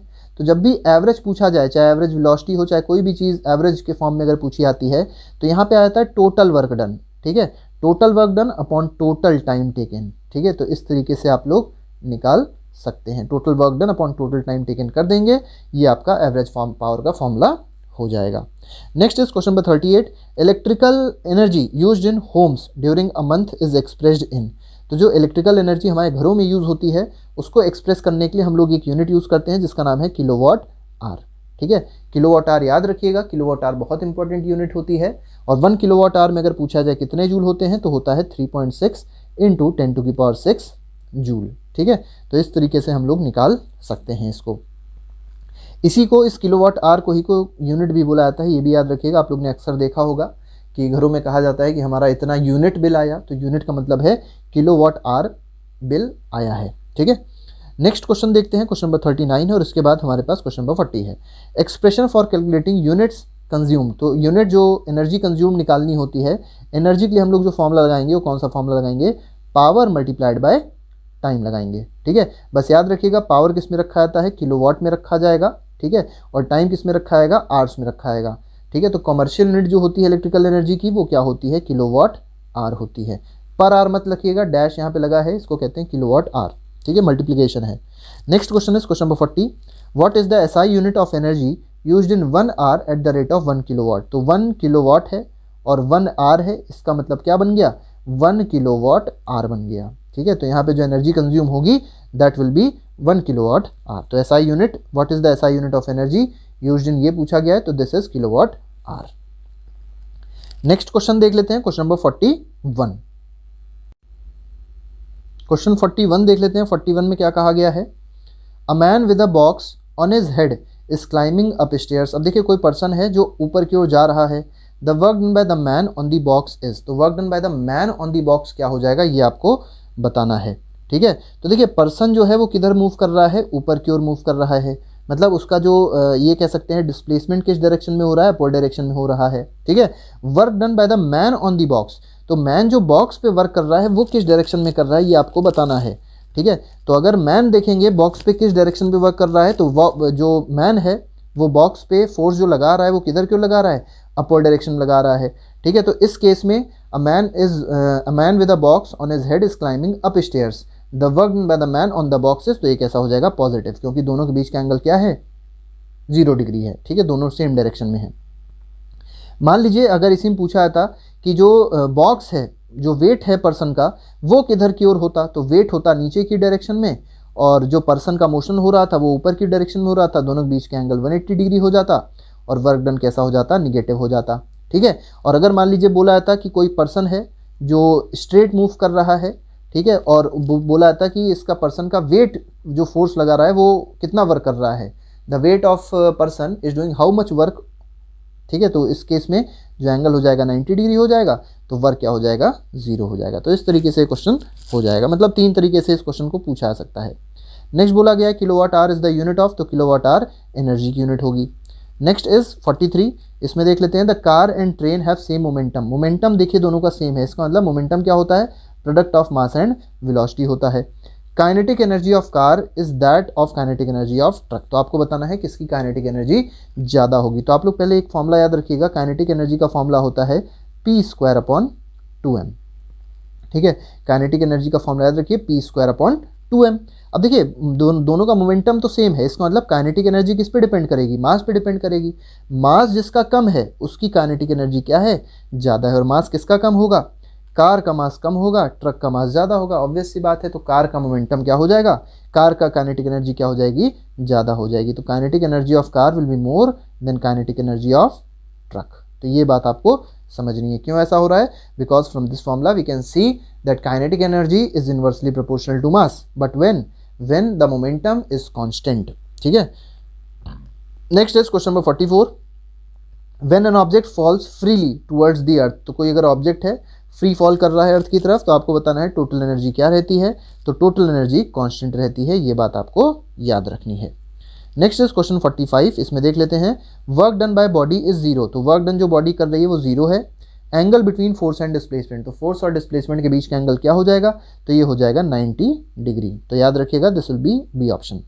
Next is question 46, work done bye centripetal force along a circular path, तो कोई सेंट्रीपिटल फोर्स है, जैसे मान लीजिए कोई बॉडी अगर सर्कुलर पाथ में मूव करती है, तो याद रखिएगा सेंट्रीपिटल फोर्स हमेशा सेंटर की तरफ लगता है। ठीक है, और बॉडी अगर मूव कर रही है तो बॉडी का जो डायरेक्शन होगा वो टेंजेंशियल होगा, दोनों के बीच का एंगल क्या हो गया, 90 डिग्री हो गया। तो फोर्स लग रहा था सेंटर की तरफ, डिस्प्लेसमेंट हो रहा है इधर, दोनों के बीच का एंगल 90 डिग्री है, तो वर्क क्या हो जाएगा, 0 हो जाएगा। तो इस केस में जो आंसर होगा दैट विल बी 0, तो work done will B 0। Next is energy stored in a battery, तो बैटरी में जो एनर्जी स्टोर होती है वो कैसी एनर्जी होती है, केमिकल एनर्जी होती है, और फिर बाद में वो केमिकल एनर्जी इलेक्ट्रिकल एनर्जी में कन्वर्ट हो जाती है। Next is question 47, the kinetic energy of object is के। देखिए काइनेटिक एनर्जी के है, मास को क्या कर दिया है, हाफ कर दिया है, वेलोसिटी को क्या कर दिया है, डबल कर दिया है। तो आपको न्यू काइनेटिक एनर्जी बतानी है। तो काइनेटिक एनर्जी का फॉर्मूला देखिए क्या है, हाफ mv² है, ठीक है। मास को हाफ कर दिया तो आप क्या समझ सकते हैं, काइनेटिक एनर्जी जो हो जाएगी वो हो जाएगी हाफ इंटू m/2, हाफ ये हो गया। और वेलोसिटी को डबल कर दिया तो वेलोसिटी कितनी हो जाएगी, 2v का होल स्क्वायर हो जाएगी, ठीक है। इसका मतलब 4v²। तो इसको अगर आप सॉल्व करेंगे तो ये जाएगा हाफ इंटू 2mv²। तो आप लोग कह सकते हैं it will be equal to 2 half mv², ठीक है, 2 टाइम्स हाफ mv², ठीक है। अब देखिए ये वाली काइनेटिक एनर्जी जो नई है उसको काइनेटिक एनर्जी डैश मान लीजिए। तो काइनेटिक एनर्जी डैश क्या आ गई, K dash will be equal to 2 times kinetic energy initial. तो कितने आ रही है, 2k के बराबर आ रहा है इसका answer. Next is question 48। Question 48 देख लेते हैं। Photo cell converts light energy into. तो फोटो सेल लाइट एनर्जी को किस में कन्वर्ट करेगा, इलेक्ट्रिकल एनर्जी में कन्वर्ट करेगा। बहुत सिंपल सा क्वेश्चन है। Next is question 49, two bodies are have with kinetic energy ratio दिया है 4:1। मतलब kinetic energy of first body upon kinetic energy of second body, ये हमको दिया गया है 4/1 है, ठीक है। He have equal linear momentum. तो P1 अपॉन P2 की वैल्यू हमको दी गई क्या है, सेम है, कांस्टेंट है, इक्वल है, मतलब P1 is equal to P2। Ratio of their masses, masses का रेशियो बताना है। अब देखिए हमको फॉर्मूला पता है, kinetic energy is equal to P² upon 2m। अब मोमेंटम अगर सेम होगा तो काइनेटिक एनर्जी और मासेस क्या हो जाएंगी, दोनों इन्वर्सली प्रोपोर्शनल हो जाएंगी। तो काइनेटिक एनर्जी का अगर रेशियो 4:1 है तो मासेस का रेशियो क्या हो जाएगा, 1:4 हो जाएगा। तो इसका आंसर क्या है, 1:4। नेक्स्ट क्वेश्चन देख लेते हैं, क्वेश्चन 50। माइक्रोफोन, जिसको माइक बोला जाता है, तो माइक कन्वर्ट्स डैश एनर्जी, ठीक है। मतलब किस एनर्जी को किस एनर्जी में कन्वर्ट करता है माइक्रोफोन, ये आपको बताना है। तो माइक्रोफोन में क्या होता है, साउंड एनर्जी हम लोग देते हैं और ये साउंड एनर्जी इलेक्ट्रिकल एनर्जी में कन्वर्ट होती है, ये बात आपको याद रखनी है। और अगर स्पीकर पूछा जाए, स्पीकर क्या करता है, तो स्पीकर इलेक्ट्रिकल एनर्जी को साउंड एनर्जी में कन्वर्ट करता है। तो ये हमारे हो गए मल्टीपल चॉइस क्वेश्चंस और ट्रू फॉल्स और फिल इन द ब्लैंक्स। अब हम लोग बात करेंगे किसकी, अब हम लोग देख लेते हैं कुछ इंपॉर्टेंट न्यूमेरिकल्स की। तो चलिए देखते हैं इंपॉर्टेंट न्यूमेरिकल्स हमारे पास क्या क्या हैं। तो फर्स्ट क्वेश्चन में कहा गया है, अ lamp consumes 1000 joule of electrical energy in 10 seconds, what is the power. तो पावर का फॉर्मूला बहुत सिंपल है, पावर का फॉर्मूला होता है वर्क डन अपॉन टाइम। और यहाँ पे वर्क नहीं दिया, एनर्जी दिया गया है, तो हम लोग फॉर्मूला लिख सकते हैं एनर्जी अपॉन टाइम। एनर्जी याद रखिएगा जूल में ही रखते हैं, तो जूल में एनर्जी कितनी है, 1000 है। टाइम कितना दिया गया है, 10 दिया गया है। दोनों को अगर आप कट करेंगे आंसर क्या आ जाएगा, 100। अब यूनिट अगर बात करी जाए तो इसको आप जूल पर सेकंड भी लिख सकते हैं, या हम लोग इसको और आसान भाषा में क्या लिख सकते हैं, 100 वॉट लिख सकते हैं, ठीक है। नेक्स्ट क्वेश्चन पे आते हैं, क्वेश्चन नंबर 2 देखते हैं, 52। हमारे पास 10 क्वेश्चन है न्यूमेरिकल बेस्ड, ठीक है। नेक्स्ट क्वेश्चन में कहा गया है, find the energy in kilowatt our. इस चीज़ को याद रखिएगा कि इसमें जो एनर्जी निकालनी है वो किलोवाट आवर में निकालनी है। Consumed in 10 hours bye 4 devices of power 500 what each. तो 4 डिवाइसेज हैं, एक डिवाइस का पावर कितना दिया है, 500 वॉट दिया है। तो 4 डिवाइसेस का पावर क्या हो जाएगा, पहले इसको देखिए। तो 4 डिवाइसेस का पावर हो जाएगा 500 मल्टीप्लाइड बाय 4। 500 को अगर 4 से मल्टीप्लाई करेंगे तो 2000 वॉट आ जाएगा। अब 2000 वॉट का मतलब क्या होता है, 2 किलो वॉट। 1000 से डिवाइड करेंगे तो 2 किलो वॉट आपके पास पावर आ गया। तो पावर आपके पास 2 किलो वॉट है। टाइम कितना दिया है, 10 आवर्स दिया है, तो टाइम हमारे पास है 10 आवर्स। हमको निकालना क्या है, एनर्जी। एनर्जी का फॉर्मूला हमको पता होना चाहिए, पावर मल्टीप्लाइड बाय टाइम। तो पावर कितना है, पावर है 2 किलोवाट, ठीक है। और टाइम कितना है, 10 आवर्स है। ये दोनों चीज़ ऐसे लिख लीजिएगा। तो 2 × 10 जब आप करेंगे तो 20 किलोवाट आवर आपका आंसर आ जाएगा। तो इसका आंसर क्या आ गया, 20 किलोवाट आवर। नेक्स्ट क्वेश्चन देखते हैं। Next question is question 53। An electric heater is rated 1500 what. तो देखिए हमको 1500 वॉट रेटिंग दी गई है, इसका मतलब पावर दिया गया है। तो पावर पहले आप लिख लीजिए, जो चीज़ पहले दी रहती है उसको पहले लिख लेना पड़ता है। 1500 वॉट हो गया, तो इसको किलोवाट में अगर चेंज करेंगे 1.5 किलोवाट आ जाएगा, ठीक है। How much energy does it use in 10 hours. तो टाइम कितना दिया गया है, 10 आवर्स दिया गया है, ठीक है। आपको बताना क्या है, एनर्जी। अब एनर्जी का फॉर्मूला याद है आपको, पावर मल्टीप्लाइड बाय टाइम। तो पावर कितना था, 1.5 मल्टीप्लाई किससे कर देंगे, 10 से कर देंगे, आंसर कितना आ जाएगा, 15 किलोवाट आवर आपका आंसर आ जाएगा। तो ये हो गया क्वेश्चन नंबर 53। नेक्स्ट क्वेश्चन देखते हैं, question 54। A girl of mass, एक गर्ल है जिसका मास कितना दिया है, 75 kg दिया हुआ है। Runs up stairs of 50 steps in 19 seconds. तो देखिए 50 स्टेप्स हैं, कितनी देर में रन कर रही है, 19 सेकेंड्स में। हर एक स्टेप की जो हाइट दी गई है वो 15 सेंटीमीटर है, ठीक है। तो आपको बताना है कि उसकी पोटेंशियल एनर्जी, पावर बतानी है आपको, पावर क्या होगा। पावर का फॉर्मूला आपको पता है, work done upon time. Work done पहले आप निकाल लीजिए, वर्क डन जो होगी वो पोटेंशियल एनर्जी के फॉर्म में स्टोर हो जाएगी। पोटेंशियल एनर्जी क्या होती है, mgh होती है। अब m देखिए आपको पता है 75 है, तो 75 को मल्टीप्लाई कर दीजिए। किससे मल्टीप्लाई करेंगे, 10 से मल्टीप्लाई करेंगे। देखिए कुछ g दिया गया है 10 हो गया। अब इसके बाद h आपको बताना है। देखिए हाइट, हर एक स्टेप की हाइट दी गई कितनी, 15 सेंटीमीटर, और नंबर ऑफ स्टेप्स कितने, 50 हैं। तो टोटल हाइट जब आप देखेंगे तो नंबर ऑफ स्टेप्स को एक स्टेप की हाइट से मल्टीप्लाई कर दीजिए, लेकिन ये सेंटीमीटर में था तो इसको डिवाइड बाय 100 भी करना पड़ेगा। तो ये आपकी टोटल हाइट हो जाएगी। तो ये आपका वर्क डन आ गया। अब आप क्या करिए, इसको कट कर दीजिए, इसको कट कर दीजिए। अब 75, 15 5 क्या होता है, 75 होता है, और 75 इंटू 75 आप लोग कर लीजिए। तो 75 इंटू 75 जब आप लोग करेंगे तो आपके पास वर्क डन आ जाएगा। देखिए इसको हम थोड़ा सा ऐसे कर देते हैं, 75 इंटू 5 इंटू 15, ठीक है। ये वर्क डन आ गया जूल में। और फिर क्या करना है, हमारे पास टाइम दिया गया है कितना, 19 सेकेंड्स। तो वर्क डन अपॉन टाइम जब आप करेंगे तो आपका आंसर आ जाएगा 75 इंटू 5 इंटू 15 अपॉन क्या आ जाएगा, अपॉन आ जाएगा 19। तो ये जो वर्क, ये जो आपका पावर आएगा, ये आपका पावर आया ना, पावर किस में आ जाएगा, पावर आ जाएगा आपका वॉट में। तो आप लोग इसका आंसर निकाल के कमेंट बॉक्स में आंसर जरूर लिख के बताइएगा कि 54th क्वेश्चन का आंसर क्या है, ठीक है। हमने पूरा सोल्यूशन कर दिया, अब आंसर निकाल सकते हैं। Next is question 55। इसमें देख लेते हैं, a person lifts a luggage 15 kg from the ground and put it's on its head. मतलब अपने सर पे उसने रख लिया, और सर कितना ऊपर है, 1.5 मीटर है। वर्क डन बताना है कितना किया गया, ठीक है। तो वर्क डन का फॉर्मूला फिर से आपको पता है, फोर्स इंटू डिस्प्लेसमेंट, ठीक है। फोर्स क्या हो जाएगा, क्योंकि ये आपके पास मास है तो mg फोर्स हो जाएगा, ठीक है। डिस्प्लेसमेंट कितना दिया है, 1.5 दिया गया है, ठीक है। आप क्या कर लीजिए, मास आपको पता है 15, जी आपको पता है अप्रॉक्सीमेटली 10 होता है, तो 10 ले लीजिए, लिख लीजिएगा, लेकिन कि जी की value we consider that 10 metre per second square, तो इंटू 1.5 कर दीजिए। अब इसको मल्टीप्लाई करेंगे, 15 हो जाएगा, 15 इंटू 15 कितना हो जाएगा, 225 जूल हो जाएगा। तो 225 joule is the correct answer of question number 55। Next question देखते हैं, क्वेश्चन नंबर 56 है, what is the kinetic energy of car. Kinetic energy निकालनी है कार की, क्या होगी, या काइनेटिक एनर्जी इसमें नहीं है, इसमें वर्क डन निकालना है, work done by the car, ठीक है। Find the work done by the car whose velocity is increased from 18 km per hour to 19 km per hour if the mass of car is ये। तो work done का formula याद रखिएगा, change in kinetic energy होती है, ठीक है। अब चेंज इन काइनेटिक एनर्जी का मतलब final kinetic energy minus initial kinetic energy, ये याद रखिएगा, ठीक है। अब फाइनल काइनेटिक एनर्जी देखिए निकालने के लिए हमारे पास वेलोसिटी जो है वो किलोमीटर पर आवर में है, तो इसको पहले क्या करना पड़ेगा, 5/18 से मल्टीप्लाई करना पड़ेगा। तो 18 5 जा 90, 5 5 जा क्या हो जाएगा 25, तो 25 मीटर पर सेकंड में ये आ गया फाइनल वेलोसिटी। इसी तरीके से इनिशियल वेलोसिटी भी आप देखेंगे तो 18 को 5/18 से मल्टीप्लाई करेंगे तो ये आ जाएगा 5 मीटर पर सेकंड, ठीक है। तो फाइनल वेलोसिटी आपको मिल गई, आपको इनिशियल वेलोसिटी मिल गई। अब क्या करना है, काइनेटिक एनर्जी के लिए आप क्या कर सकते हैं, हाफ m, क्योंकि दोनों में मास सेम है, v square minus you square. अब v स्क्वायर क्या है, 25 का स्क्वायर, माइनस यू स्क्वायर कितना है, 5 का स्क्वायर। 25 का स्क्वायर होता है 625, 5 का स्क्वायर होता है 25, तो ये आ जाएगा हाफ इंटू मास, देखिए कितना दिया गया है, मास दिया गया है 2000, ठीक है। और इसमें 625 माइनस 25 जब आप करेंगे तो 600 आ जाएगा, ठीक है। इसको आप काट दीजिएगा, 1000 से कट जाएगा, ठीक है। ये 3 0 यहाँ आ गए, 2 0 यहाँ आ गए, तो आंसर आ जाएगा 6 इंटू 10 टू की पावर 3 और 2 5, इतने जूल। तो इतनी जूल वर्क होगा, ठीक है।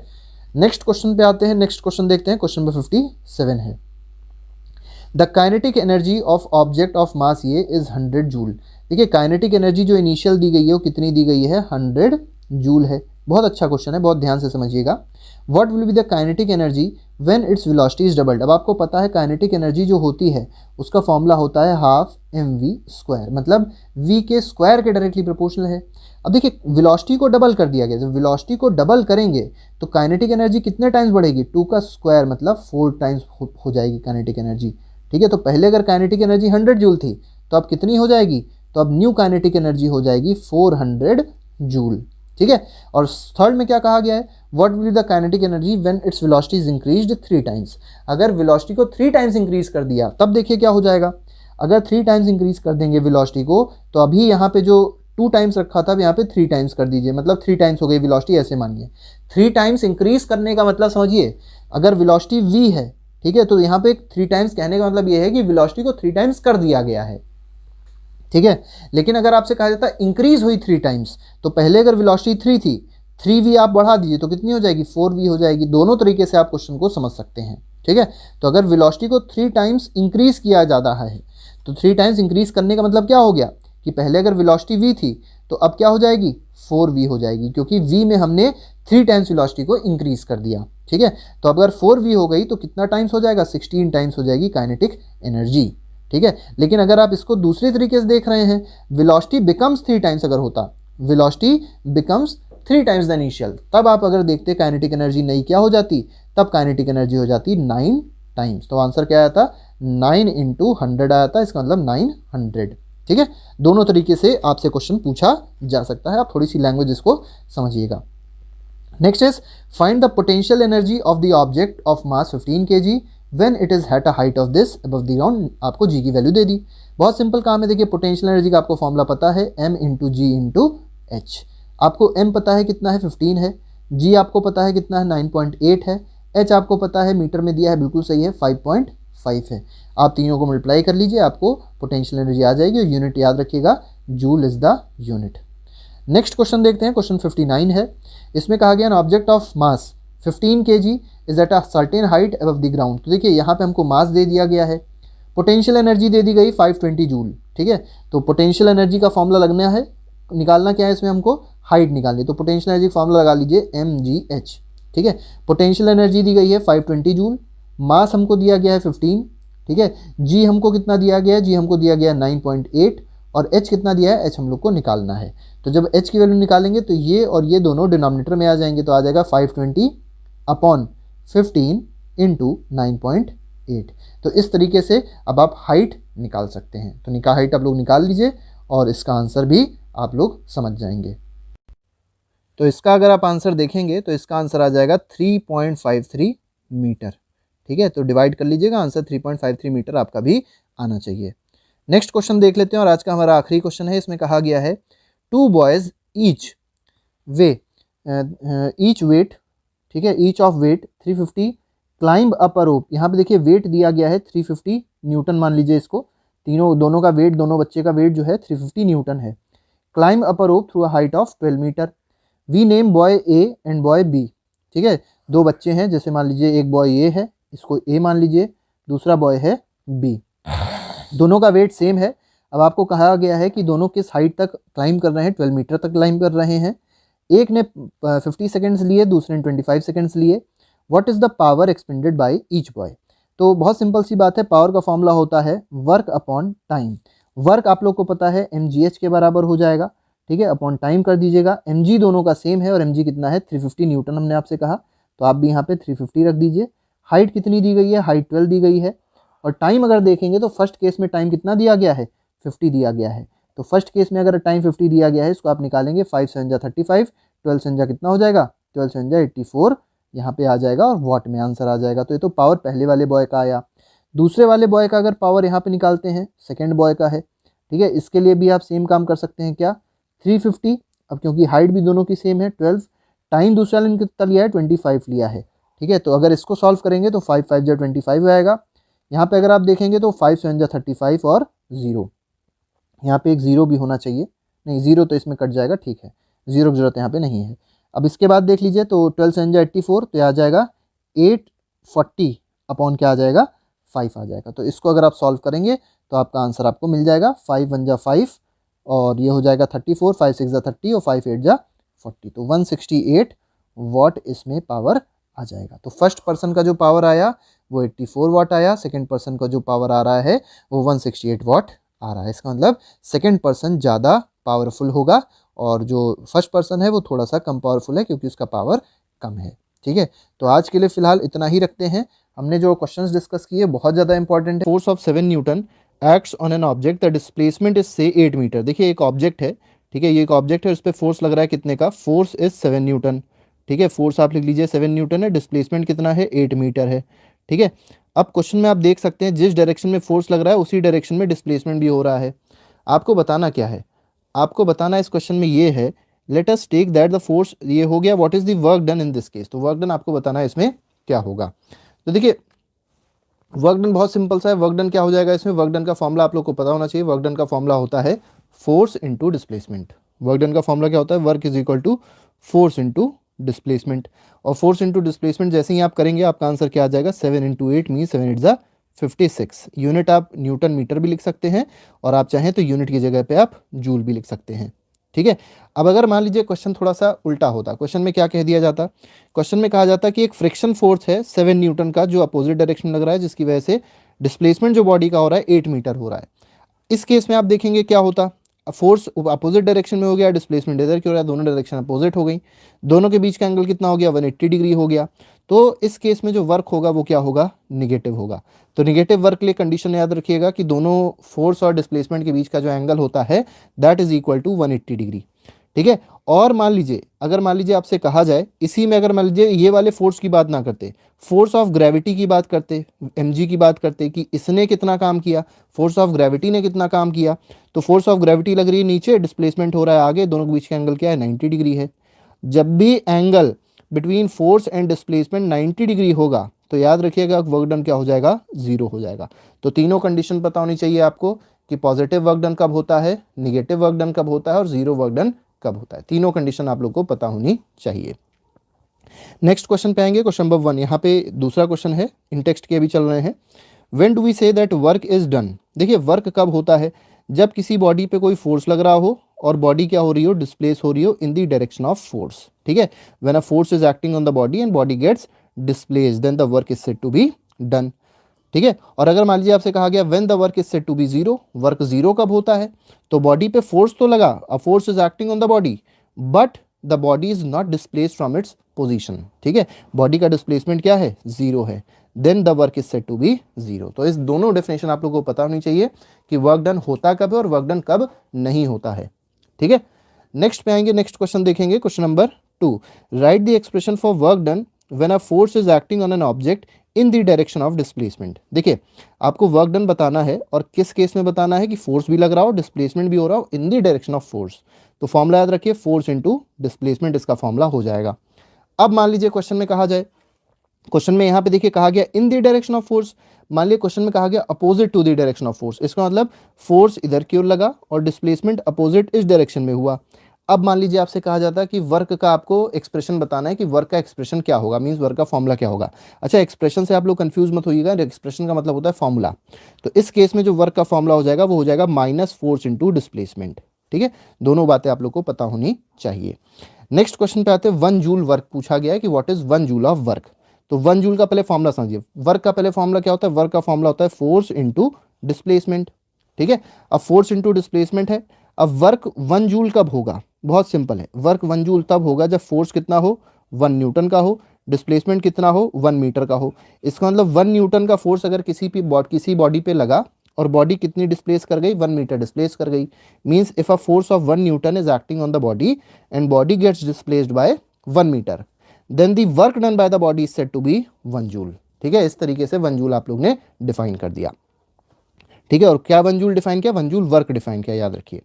नेक्स्ट क्वेश्चन पे आते हैं, a pair of bullocks exerts a force of 140 newton on a plough. ठीक है। तो फोर्स कितना लग रहा है आप ऐसे लिख लीजिए क्वेश्चन में, 140 न्यूटन आपका फोर्स हो जाएगा।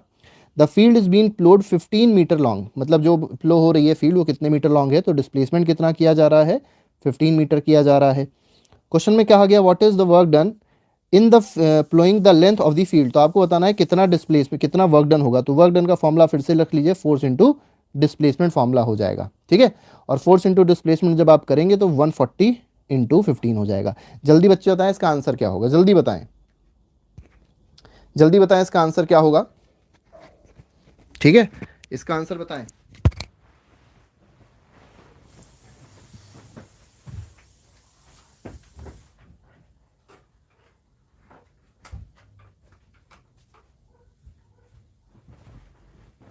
ठीक है।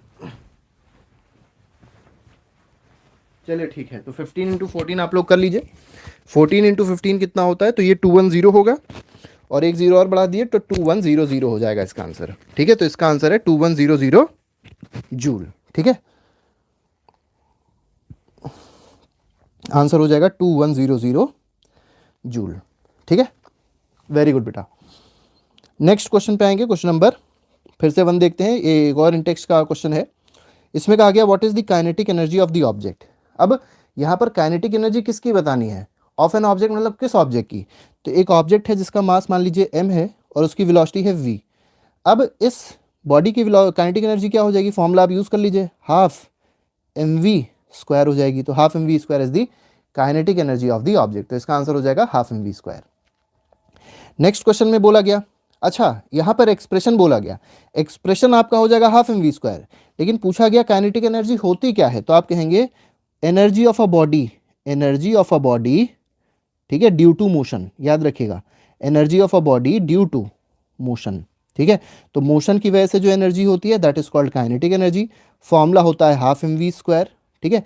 पोजीशन की वजह से, याद रखिए, energy of a body due to position, ये एनर्जी कौन सी होती है, ये होती है पोटेंशियल एनर्जी। और फॉर्मूला क्या होता है पोटेंशियल एनर्जी का, m इंटू जी इंटू एच। यहाँ पर m मास है जो आप किलोग्राम में रखेंगे, g acceleration due to gravity है जो आप मीटर पर सेकेंड स्क्वायर में रखेंगे, और h है हाइट, और हाइट कहाँ से ली जाती है, सरफेस ऑफ अर्थ से ली जाती है, इसको आप लोग मीटर में रखेंगे। तो इस तरीके से दोनों फॉर्मूले हो गए। मान लीजिए आपसे पूछा गया व्हाट इज मैकेनिकल एनर्जी। तो आप मैकेनिकल एनर्जी में क्या कहेंगे, मैकेनिकल एनर्जी होती है sum of kinetic energy and potential energy, मतलब काइनेटिक एनर्जी और पोटेंशियल एनर्जी का जो सम होता है that is called mechanical energy, ठीक है। और फॉर्मूला क्या होता है, kinetic energy plus potential energy, इसका फॉर्मूला हो जाएगा। नेक्स्ट क्वेश्चन पे आते हैं, क्वेश्चन नंबर 3 देखिए, the kinetic energy of an object of mass m। अब बॉडी का मास क्या दे दिया गया, m दे दिया गया। वेलोसिटी कितनी है, वेलोसिटी है 5 metre per second. Kinetic energy कितनी दी गई है, 25 जूल। तो काइनेटिक एनर्जी रख लीजिए 25 जूल है। क्वेश्चन में कहा गया what will be it's kinetic energy when its velocity is doubled. अब देखिए बच्चे इसमें क्या करते हैं, पहले मास निकालेंगे फिर काइनेटिक एनर्जी दोबारा निकालेंगे, वो सब आपको नहीं करना। आपको क्या करना है समझिए, आपको बहुत सिंपल सा काम करना है। आपसे कहा गया है कि मास को क्या कर दिया गया, what will be kinetic with velocity is doubled. समझिए मास तो सेम है, फॉर्मूला यूज करिए के का, काइनेटिक एनर्जी फॉर्मूला होता है हाफ mv स्क्वायर। वेलोसिटी को क्या कर दिया पहले, डबल। जब आप वेलोसिटी को डबल करेंगे तो 2 स्क्वायर से काइनेटिक एनर्जी बढ़ जाएगी, मतलब काइनेटिक एनर्जी 4 टाइम्स हो जाएगी। तो पहले कितनी थी काइनेटिक एनर्जी, 25 थी। तो इस केस में, सेकंड केस में क्या हो गई, 4 टाइम्स, मतलब 25 इंटू 4, 25 इंटू 4 का मतलब क्या हो गया, 100 जूल हो गई, ठीक है। तो बिल्कुल सही, बिल्कुल पहले केस में क्या हो गई, 100 जूल हो गई। और दूसरे केस की बात करी जाए तो पहले काइनेटिक एनर्जी कितनी थी, 25 जूल थी, ठीक है। वेलोसिटी को सेकंड केस में क्या किया गया, 3 टाइम्स किया गया। तो 3 टाइम्स मतलब, क्योंकि काइनेटिक एनर्जी जो है वो directly proportional to v square होती है, तो वेलोसिटी को जब आप ट्रिपल करेंगे तो काइनेटिक एनर्जी 3 के स्क्वायर से बढ़ेगी, और 3 का स्क्वायर मतलब काइनेटिक एनर्जी कितने टाइम्स हो जाएगी, 9 टाइम्स हो जाएगी। और 9 टाइम्स का मतलब क्या है, 25 इंटू 9, 25 इंटू 9 कर लीजिए, 225 जूल आंसर आ जाएगा। तो बेसिक अगर मान लिया आप लोग से क्वेश्चन पूछा जाए तो आप डायरेक्टली ऐसे कर सकते हैं, आपको ज़्यादा कोई कैलकुलेशन करने की जरूरत नहीं है, ठीक है। नेक्स्ट पे आते हैं, नेक्स्ट क्वेश्चन देखते हैं, व्हाट इज पावर। अब आपसे पूछा गया पावर क्या होता है, तो पावर होता है rate of doing work, rate of doing work is called power, याद रखिएगा। अच्छा पावर की अगर मान लीजिए आपसे यूनिट पूछी गई कि what is the unit of power, तो पहले पावर का फॉर्मूला समझिए। पावर का फॉर्मूला होता है work upon time, work upon time. Work की यूनिट होती है जूल, ठीक है, और टाइम की यूनिट होती है सेकेंड। तो यूनिट क्या बन गई इसकी, जूल पर सेकेंड। और इसी जूल पर सेकेंड को और क्या कहा जाता है, इसको कहा जाता है वॉट, ठीक है, इसको क्या कहा जाता है, वॉट कहा जाता है। तो आपसे पूछा जाए अगर कि एसआई यूनिट पावर की क्या होती है, तो आप कहेंगे वॉट होती है। अब इसी में देखिए अगला क्वेश्चन आप लोग से पूछा गया व्हाट इज 1 वॉट, लेकिन उससे पहले आपको कुछ और यूनिट्स बता देते हैं। याद रखिएगा कि 1 किलो वॉट में कितने वॉट होते हैं, 1000 वॉट होते हैं। 1 हॉर्स पावर में कितने वॉट होते हैं, 746 वॉट होते हैं। ये दोनों बातें आप लोग याद रखिएगा। एक और याद कर लीजिए, 1 मेगावाट, 1 मेगावाट में 10⁶ वॉट होते हैं, ठीक है। अब आते हैं 1 वॉट क्या होता है, समझिए। 1 वॉट होता है 1 joule per second. 1 joule per second को बोलते हैं 1 वॉट। इसका मतलब क्या हुआ, फॉर्मूले से आइए, फॉर्मूला था power is equal to work upon time. तो अगर 1 जूल का वर्क किया गया किसी बॉडी के द्वारा और कितने टाइम में, 1 सेकेंड में, if a work of 1 joule is done by body in 1 second then the power of body is said to be 1 watt. बस इसका ये हो जाएगा आपका आंसर, ठीक है। If 1 joule of work is done by body in 1 second then the power of body is said to be 1 watt. Basic बिल्कुल। Next पे आते हैं, a lamp consumes 1000 joule of electrical energy in 10 seconds. देखिए कितनी energy consume हो रही है, 1000 joule की। अब बच्चे यहाँ सोचेंगे सर यहाँ पे तो एनर्जी दी है, वर्क तो दिया नहीं है। तो याद रखिए एनर्जी जो होती है वही वर्क होती है। पावर का फॉर्मूला लगाइए, पावर क्योंकि पूछा गया है, पावर का फॉर्मूला लगाइए वर्क अपॉन टाइम। वर्क नहीं दिया लेकिन क्या दिया, एनर्जी, तो एनर्जी भी आप लिख सकते हैं, तो 1000 अपॉन टाइम कितना दिया है 10, कट गया, आंसर क्या आ जाएगा 100। लेकिन क्योंकि क्या आ रहा है पावर, ठीक है, पावर आई 100 में, 100 क्या हो जाएगी वाट में आंसर आएगा। अच्छा एक चीज़ याद रखिएगा जो आपसे इस क्वेश्चन में पूछी जा सकती है, और वो क्या है कि यहाँ पर सेकेंड दिया गया है। मान लीजिए यहाँ पे 10 मिनट दिया जाता, टाइम में 10 मिनट दिया था, तो पहले आप क्या करते, 10 को 60 से मल्टीप्लाई करते और इसको 600 सेकेंड में, मतलब सेकेंड में पहले आप इसको कन्वर्ट करते। तो याद रखिएगा इन सब चीज़ों को, ठीक है, बिल्कुल सही है। डिफाइन एवरेज पावर, अब यहाँ क्वेश्चन आता है कि एवरेज पावर क्या होता है।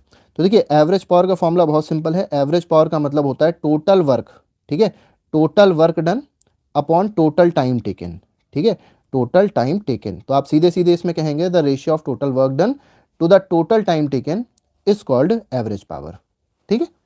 नेक्स्ट क्वेश्चन पे आएंगे, नेक्स्ट क्वेश्चन को देख लेते हैं। अब यहाँ पर हमारे पास कुछ एक्सरसाइज के क्वेश्चन आ गए, इसको अब ध्यान से देखिए। An object is thrown at a certain angle to the ground, moves in curve path and back to the ground. देखिए क्या कहा गया क्वेश्चन में, आपको बताते हैं हम। देखिए यहाँ से मान लीजिए कोई ऑब्जेक्ट फेंका गया और ऐसे करके जा रहा है, प्रोजेक्टाइल मोशन कर रहा है और यहाँ पहुँच रहा है। अब क्वेश्चन में क्या कहा गया है, the initial and final point of the path of the object lies on same horizontal line. Same horizontal line पे लाई कर रहे हैं, आप लोग देख सकते हैं सेम हॉरिजॉन्टल लाइन है, ठीक है, मतलब इस हॉरिजॉन्टल लाइन में बॉडी मूव कर रही है। क्वेश्चन में कहा गया what is the work done by force of the gravity on the object. अब ग्रेविटी फोर्स जो है या ग्रेविटेशनल फोर्स जो है वो किधर लगेगा, वो लगेगा नीचे की ओर, ठीक है, और बॉडी किधर मूव कर रही है, आगे की ओर। दोनों के बीच का एंगल क्या हो जाएगा 90 डिग्री हो गया, क्योंकि दोनों के बीच का एंगल, ये फोर्स, ये वर्क आपका डिस्प्लेसमेंट है, ठीक है, हॉरिजॉन्टल में क्या हो रहा है डिस्प्लेसमेंट, नीचे क्या लग रहा है फोर्स, दोनों के बीच का एंगल क्या है 90, फोर्स और डिस्प्लेसमेंट का एंगल अगर 90 डिग्री है तो वर्क डन क्या हो जाएगा, जीरो हो जाएगा कि नहीं हो जाएगा, बेसिक सी बात। नेक्स्ट क्वेश्चन पे आते हैं। बैटरी लाइट्स अ बल्ब। अब आपको पता है बैटरी क्या कर रही है, एक बल्ब को जला रही है, आपसे पूछा गया कौन सी एनर्जी का कन्वर्जन हो रहा है। तो बैटरी में याद रखिएगा, अगर मान लिया आपसे पूछा जाए बैटरी में कौन सी एनर्जी स्टोर्ड है, तो आप कहेंगे केमिकल एनर्जी स्टोर्ड होती है, ठीक है। और ये क्या कर रही है, बल्ब को लाइट अप कर रही है, इसका मतलब the chemical energy is be converted into, पहले इलेक्ट्रिकल में कन्वर्ट होगी और इलेक्ट्रिकल के बाद किस में कन्वर्ट हो जाएगी, वो लाइट में, और साथ ही साथ हीट में भी कन्वर्ट हो जाएगी, तो लाइट प्लस हीट। तो पहले chemical energy gets converted into electrical energy and then electrical energy gets converted into light plus heat energy, ठीक है। नेक्स्ट पे आते हैं। नेक्स्ट क्वेश्चन में देखिए क्या कहा गया है। नेक्स्ट क्वेश्चन में कहा गया certain force acting on 20 kg mass changes its velocity from 5 metre per second to 2 metre per second. देखिए क्वेश्चन को आप लोग ऐसे करिए, वर्क डन पूछा गया आपसे, वर्क डन याद रखिएगा चेंज इन काइनेटिक एनर्जी के बराबर होता है। आपको यहाँ पे वर्क डन में वर्क का फॉर्मूला F.S नहीं यूज़ करना, फोर्स इंटू डिस्प्लेसमेंट नहीं यूज़ करना है, ठीक है, ठीक है, वेरी गुड। तो यहाँ पे क्या यूज़ करना है, वर्क डन का फॉर्मूला आपको यूज़ करना है चेंज इन काइनेटिक एनर्जी। अब काइनेटिक एनर्जी का चेंज आप कैसे लिखेंगे, half m v square minus half m u square. तो हाफ एम ले लीजिए, यहाँ वी स्क्वायर हो जाएगा माइनस यू स्क्वायर हो जाएगा, वी फाइनल वेलोसिटी और यू इनिशियल वेलोसिटी है, तो इसको कर लीजिए हाफ इंटू एम कितना है, एम आपके पास है 20, ठीक है, फाइनल वेलोसिटी कितनी है 2 दी गई है, तो 2 का स्क्वायर हो जाएगा 4, माइनस स्क्वायर जरूर कर देगा, नहीं कि डायरेक्ट आप माइनस कर दें। इनिशियल वेलोसिटी क्या है 5 का स्क्वायर मतलब 25, ठीक है, तो 2 और ये 10 से गया, तो अब ये 10 इंटू ये कितना हो जाएगा -21 हो जाएगा, ठीक है, ये कितना आंसर आ गया -210 जूल आ गया, तो इसका आंसर हो जाएगा -210 जूल। बेटा 210 जूल इसका आंसर गलत है, इसका आंसर होगा -210 जूल। निगेटिव अगर नहीं लगाएंगे नंबर कट जाएंगे, बता दे रहे हैं, ठीक है, माइनस में आंसर आएगा। नेक्स्ट पे आते हैं, क्वेश्चन नंबर 5, फिफ्थ क्वेश्चन देखिए क्या कह रहा है। A mass of 10 kg is at a point A on the table, it is moved to point B if the line joining A B is horizontal. देखिए क्या कहा गया, जैसे मान लीजिए हमारे पास एक टेबल है, ठीक है, एक बॉडी यहाँ पे ए पॉइंट पे है और फिर यहाँ पे खिसक के पहुँच गई बी पॉइंट तक, ठीक है, और ये हॉरिजॉन्टल है लाइन, आपको दिखाई पड़ रहा है मोशन जो हो रहा है वो हॉरिजॉन्टली हो रहा है। क्वेश्चन में क्या कहा गया, what is the work done by object, gravitational force से वर्क पूछा गया कितना होगा। अब पहले समझिए ग्रेविटेशनल फोर्स बॉडी पे लग किधर की ओर लगा, नीचे ही तो लग रहा होगा, तो फोर्स जो है उसका डायरेक्शन किधर है, डाउनवर्ड। हॉरिजॉन्टल डिस्प्लेसमेंट हो रहा है, दोनों के बीच का एंगल, फोर्स और डिस्प्लेसमेंट के बीच का एंगल क्या बन गया 90 डिग्री, तो आपको पता है वर्क क्या हो जाएगा, work will be equal to 0, ठीक है। रीजन आप बेसिक लिख दीजिएगा, रीजन क्या है इसका, reason is the angle between force and displacement is what, is equal to 90 degree, and if the angle between force and displacement is 90 degree then the work done is equal to 0। बहुत simple से question है। नहीं करेंगे बेटा, private नहीं करेंगे, चिंता ना करें। नेक्स्ट क्वेश्चन पे देखिए, नेक्स्ट क्वेश्चन क्या कह रहा है। नेक्स्ट क्वेश्चन में कहा गया है, इसमें क्वेश्चन नंबर 5, क्वेश्चन नंबर 5 में कहा गया है अमास, ये हो गया आपका क्वेश्चन नंबर 6। देखिए 6th में कहा गया potential energy of free falling object decreases progressively. अब देखिए, अब जैसे मान लीजिए ये हमारे पास सरफेस है, फ्री फॉल का मतलब क्या होता है, अभी हम लोग ने पिछली क्लास में बताया था, बॉडी नीचे की ओर गिर रही है। फ्री फॉल का मतलब होता है कि अगर बॉडी सिर्फ ग्रेविटी की वजह से नीचे गिरती है, ये कह सकते हैं फोर्स ऑफ ग्रेविटी अगर उस पर सिर्फ लगता है, दैट इज कॉल्ड, ठीक है, that is called free fall. अब देखिए इसमें क्या कहा गया, बॉडी जब नीचे की ओर गिर रही है तो आपको पता है हाइट धीरे धीरे करके कम हो रही है। ये इस पॉइंट पे, ए पॉइंट पे हाइट ज़्यादा है, और जैसे जैसे बॉडी नीचे आएगी उसकी हाइट कम होती जाएगी। अब हाइट अगर डिक्रीज हो रही है तो आपको पता है जो पोटेंशियल एनर्जी होगी, mgh होता है उसका फॉर्मूला, हाइट कम हो जाएगी तो पोटेंशियल एनर्जी भी कम हो जाएगी। क्वेश्चन में कहा क्या गया, does this violate the law of conservation of energy, तो आंसर है नहीं, ये कंजर्वेशन ऑफ एनर्जी को वॉयलेट नहीं करता। क्यों नहीं करता, क्योंकि पोटेंशियल एनर्जी जब कम हो रही है इस केस में तो दूसरी एनर्जी बढ़ रही है, और कौन सी एनर्जी बढ़ रही है, काइनेटिक एनर्जी बढ़ रही है। If potential energy is decreasing then kinetic energy in this case is increasing. It means the sum of potential energy and kinetic energy remains same throughout the motion. ठीक है, तो याद रखिएगा जो sum होता है काइनेटिक एनर्जी और potential energy का, ये क्या होता है, ये हमेशा कांस्टेंट रहता है थ्रू आउट द मोशन, पूरे मोशन में इसकी वैल्यू हमेशा क्या रहेगी, कांस्टेंट रहेगी। ठीक है, इस वजह से it does not violate the law of conservation of energy. Violate का मतलब गलत साबित करना, ठीक है, तो ये वॉयलेट नहीं करता इसी वजह से। नेक्स्ट देखिए, नेक्स्ट में क्या कहा गया, what are the various energy transformation that occur when you are riding a bicycle. अब देखिए आप साइकिल चला रहे हैं, आपके पास कौन सी एनर्जी, तो आपके पास मस्कुलर एनर्जी है, ठीक है, और मस्कुलर एनर्जी किस में कन्वर्ट हो रही है, अब आप चला रहे हैं इसका मतलब कहीं ना कहीं मोशन में है, तो it gets converted into kinetic energy. तो आप बेसिक इसका आंसर लिखेंगे, muscular energy gets converted into kinetic energy. Next पे आते हैं, क्वेश्चन नंबर 8 देखते हैं। क्वेश्चन नंबर 8 यहाँ पे है, देखिए, does the transfer of energy takes place when you push a huge rock with all your might and fail to move it. अब जैसे बहुत बड़ा एक मान लीजिए रॉक है, ठीक है, और इसको एक छोटा सा बच्चा है उसको मूव कराने की कोशिश कर रहा है, फोर्स तो लगा रहा है लेकिन डिस्प्लेसमेंट क्या है, जीरो है। अब फोर्स लगाने पे अगर डिस्प्लेसमेंट जीरो है तो आपको पता है वर्क डन क्या हो जाएगा, जीरो हो जाएगा। क्वेश्चन में कहा गया where is the energy you spend going, तो आपने जो एनर्जी इस पे स्पेंड करी, इस बच्चे ने जो एनर्जी इस पे लगाई वो कहाँ चली गई, तो वो इसके शरीर से निकल गई in the form of heat. ठीक है, that gets converted in the form of heat. आपको सिंपल लिखना है दैट गेट्स कन्वर्टेड या that is dissipated from his body in the form of heat, that is dissipated. Dissipated का मतलब होता है निकलना, ठीक है, that is dissipated from his body in the form of heat. Next पे आते हैं, क्वेश्चन नंबर 9 देखिए क्या कह रहा है, बहुत आसान आसान से क्वेश्चन हैं इसके। क्वेश्चन में कहा गया certain house hold consumes 250 units of energy during a month. ठीक है, एक महीने में कितनी एनर्जी कंज्यूम हो रही है, 250 यूनिट। अब देखिए यूनिट का मतलब क्या होता है, आप लोग समझिए इस चीज को, यूनिट का मतलब होता है किलोवाट आवर, यूनिट का मतलब होता है किलोवाट आवर, और किलोवाट आवर ही क्या है, इसको कहते हैं commercial unit of electrical energy, commercial unit of electrical energy, क्योंकि ये क्वेश्चन में पूछा आता है कि what is the commercial unit of electrical energy. बेटा power, what is the SI unit of power, अगर मान लिया आपसे 3 नंबर का पूछ, पहली बात तो एसआई यूनिट ऑफ पावर आपसे 3 नंबर का पूछा नहीं जाएगा। ठीक है, डिफाइन अगर मान लिया किया करने को कहा जाए कि define SI unit of power, तो आप पावर की पहले एसआई यूनिट लिखोगे, power is one, the SI unit of power is what, और फिर उसको डिफाइन आप ऐसे कर सकते हो कि if 1 joule of work is done by a body in 1 second then the power of the body is said to be 1 watt. आप ऐसे डिफाइन कर सकते हो, इसमें और कुछ नहीं डिफाइन करने का तरीका है अविशी। ठीक है, ये 3 नंबर का क्वेश्चन आएगा ही नहीं बेटा, ये आएगा तो एक ही नंबर में आएगा, और अगर 3 नंबर में आएगा तो हमने बता दिया कैसे आपको करना है। अच्छा बेटा, अगर 3 नंबर में आया है तो सिर्फ आप इतना ही लिखिए जो हमने अभी आपको बताया कि पहले आप 1 वाट, पहले आप वाट डिफाइन करिए कि what is what, what is the SI unit of power, ठीक है, और उसके बाद आप 1 वाट को डिफाइन कर दीजिए, means if 1 joule of work is done by body in 1 second then the power is said to be 1 watt. ठीक है, इससे ज़्यादा और कुछ नहीं डिफाइन कर सकते इसमें। चलिए ठीक, तो यहाँ पे commercial unit of electrical energy की बात करी गई है, तो ये होती है किलोवाट आवर। अब देखिए आपसे क्या क्या कहा जाएगा कि किलोवाट आवर को आप जूल बताइए कितना होता है, 1 किलोवाट आवर में कितने जूल होते हैं, ये भी आप लोग को पता होना चाहिए। अब देखिए 1 किलोवाट में अगर देखा जाए 1 किलोवाट आवर, और इसको किस में कन्वर्ट करना है, जूल में। अब पहले आप समझिए जूल का मतलब क्या होता है। जूल का मतलब होता है वॉट डैश सेकेंड। इसका मतलब किलो वॉट को किस में कन्वर्ट करना है, वॉट में, और आर को किस में कन्वर्ट करना है, सेकेंड में। तो कैसे आप कन्वर्ट करेंगे, 1 किलोवाट में कितने वॉट, 1000 वॉट, ठीक है। 1 आवर में कितने सेकेंड, 3600 सेकेंड। दोनों को मल्टीप्लाई कर देंगे, आंसर क्या हो जाएगा, 3.6 इंटू 10⁶।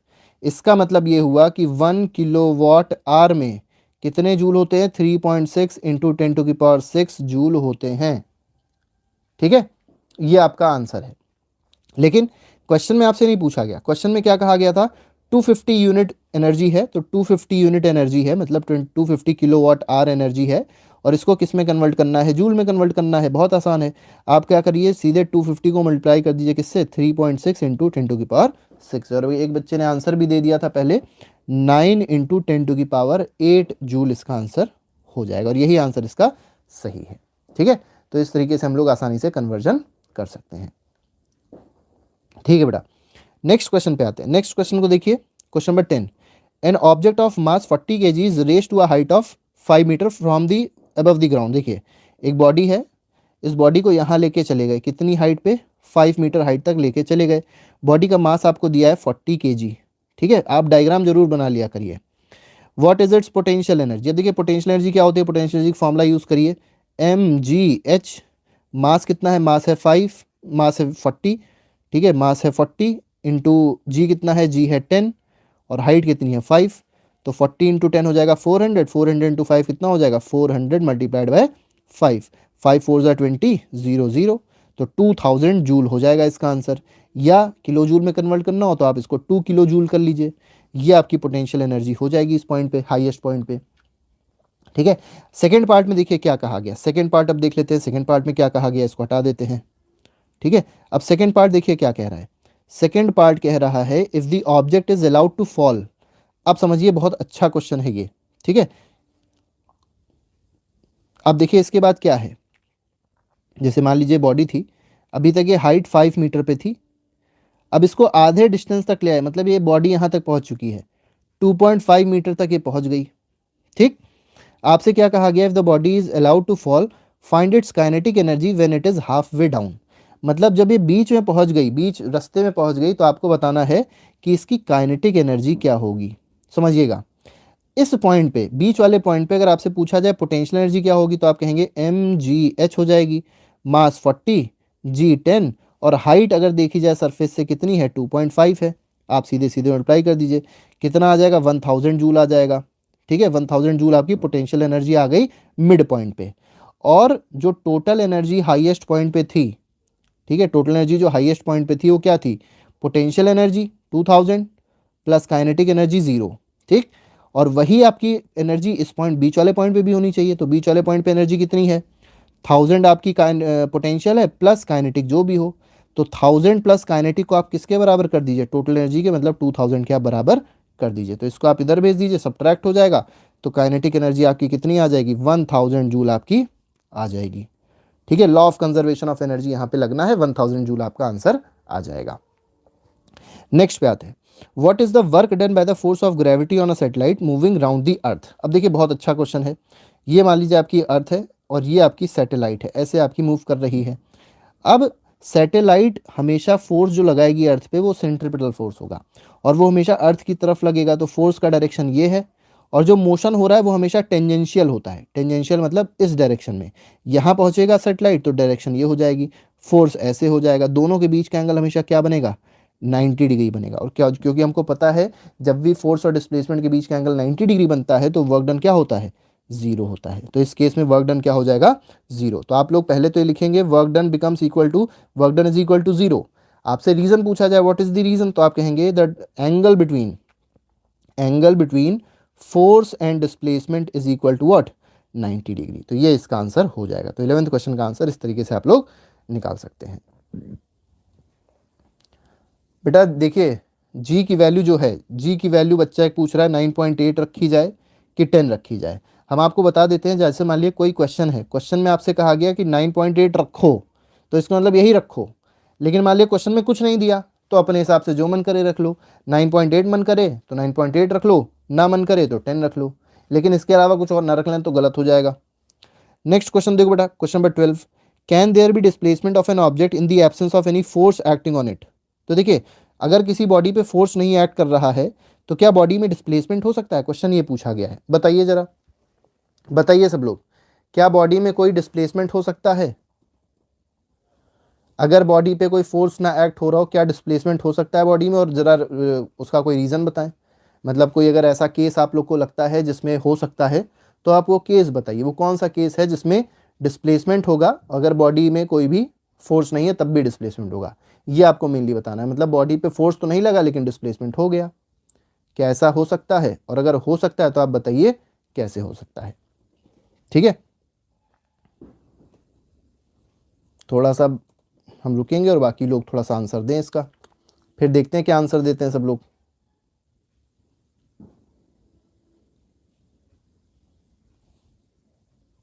ठीक है, ठीक है,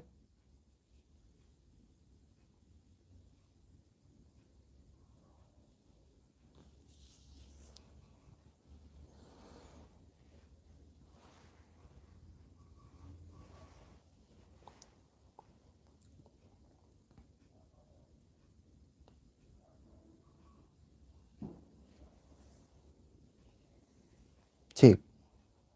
देखिए यहाँ पे आपको समझना ये है कि अगर मान लीजिए फोर्स होगा, अगर बॉडी पे फोर्स लग रहा है तभी बॉडी डिस्प्लेस करेगी, बिना फोर्स के डिस्प्लेसमेंट नहीं हो सकता। हम लोग अर्थ की बात कर रहे हैं, हम लोग बेसिक मतलब अर्थ की बात कर रहे हैं, अर्थ के सरफेस की बात करें तो यहाँ पे क्या होता है कि जब तक फोर्स नहीं होता तब तक डिस्प्लेसमेंट नहीं होता। ठीक है, तो इस केस में आंसर क्या हो जाएगा? नो। ठीक है, there is a requirement of force for a body to get displaced.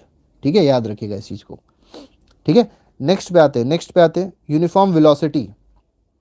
जैसे एक बच्चा कह रहा है यूनिफॉर्म वेलोसिटी से बॉडी चल रही होगी, तो यूनिफॉर्म वेलोसिटी से अगर बॉडी चल रही होगी तब देखिए क्या होगा। अगर यूनिफॉर्म वेलोसिटी से चल रही है मतलब वेलोसिटी कांस्टेंट है, वेलोसिटी अगर कांस्टेंट है इसका मतलब क्या हो गया, उसका एक्सेलरेशन क्या है?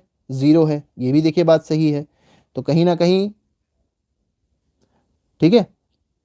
अब यहाँ पे आप देखेंगे तो फोर्स क्या होता है? फोर्स होता है मास इनटू एक्सेलरेशन, तो एक्सेल फोर्स क्या हो गया?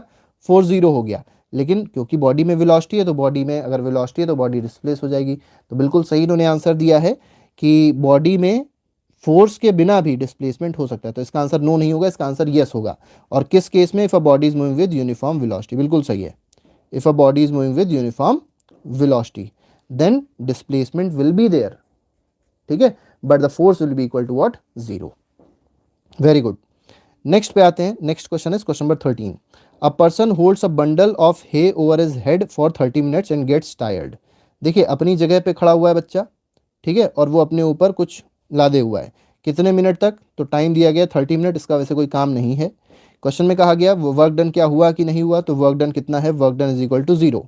वर्क डन जीरो क्यों है? क्योंकि डिस्प्लेसमेंट क्या है? जीरो है, काम खत्म। ठीक है, जस्टिफाई योर आंसर तो आप सीधे सीधे लिखेंगे, since displacement is zero so work done is also equal to zero. Next पे आते हैं, नेक्स्ट में देखिए क्या कहा गया। पावर दिया गया अप्लायंस का 1500 वाट, तो आप किलो वाट में सबसे पहले कन्वर्ट कर लीजिए। तो 1500 को डिवाइड कर दीजिए किससे? 1000 से। आंसर कितना आ जाएगा? 1.5 किलो वाट। याद रखिएगा किलो वाट में कन्वर्ट करना जरूरी है। How much energy does it use in 10 hours. Time आपको किस में दे दिया गया? 10 आवर्स में। इसको आप सेकंड में ना कन्वर्ट करिएगा, इसको आर में ही रहने दीजिए। ठीक है, अब करना क्या, आपको एनर्जी निकालनी है। एनर्जी फॉर्मूला है पावर इनटू टाइम। बेटा एक ऐप है वो हम लोग ने बनाया था एक वीडियो, उसको आप लोग देख लीजिएगा, समझ में आ जाएगा। ठीक है, पावर देखिए कितना है? 1.5 है, और इसको मल्टीप्लाई कर दिया 10 से तो कितना आ जाएगा? 15 आ जाएगा। यूनिट क्या हो जाएगी? किलोवाट आर हो जाएगी। ठीक है, तो एनर्जी इतनी होगी 15 किलोवाट आर। नेक्स्ट पे आते हैं, नेक्स्ट को देखिए, नेक्स्ट में क्या कहा गया। Question number 15, illustrate law of conservation of energy by discussing. अब देखिए यहाँ पर क्या है, पेंडुलम की बात करी गई है।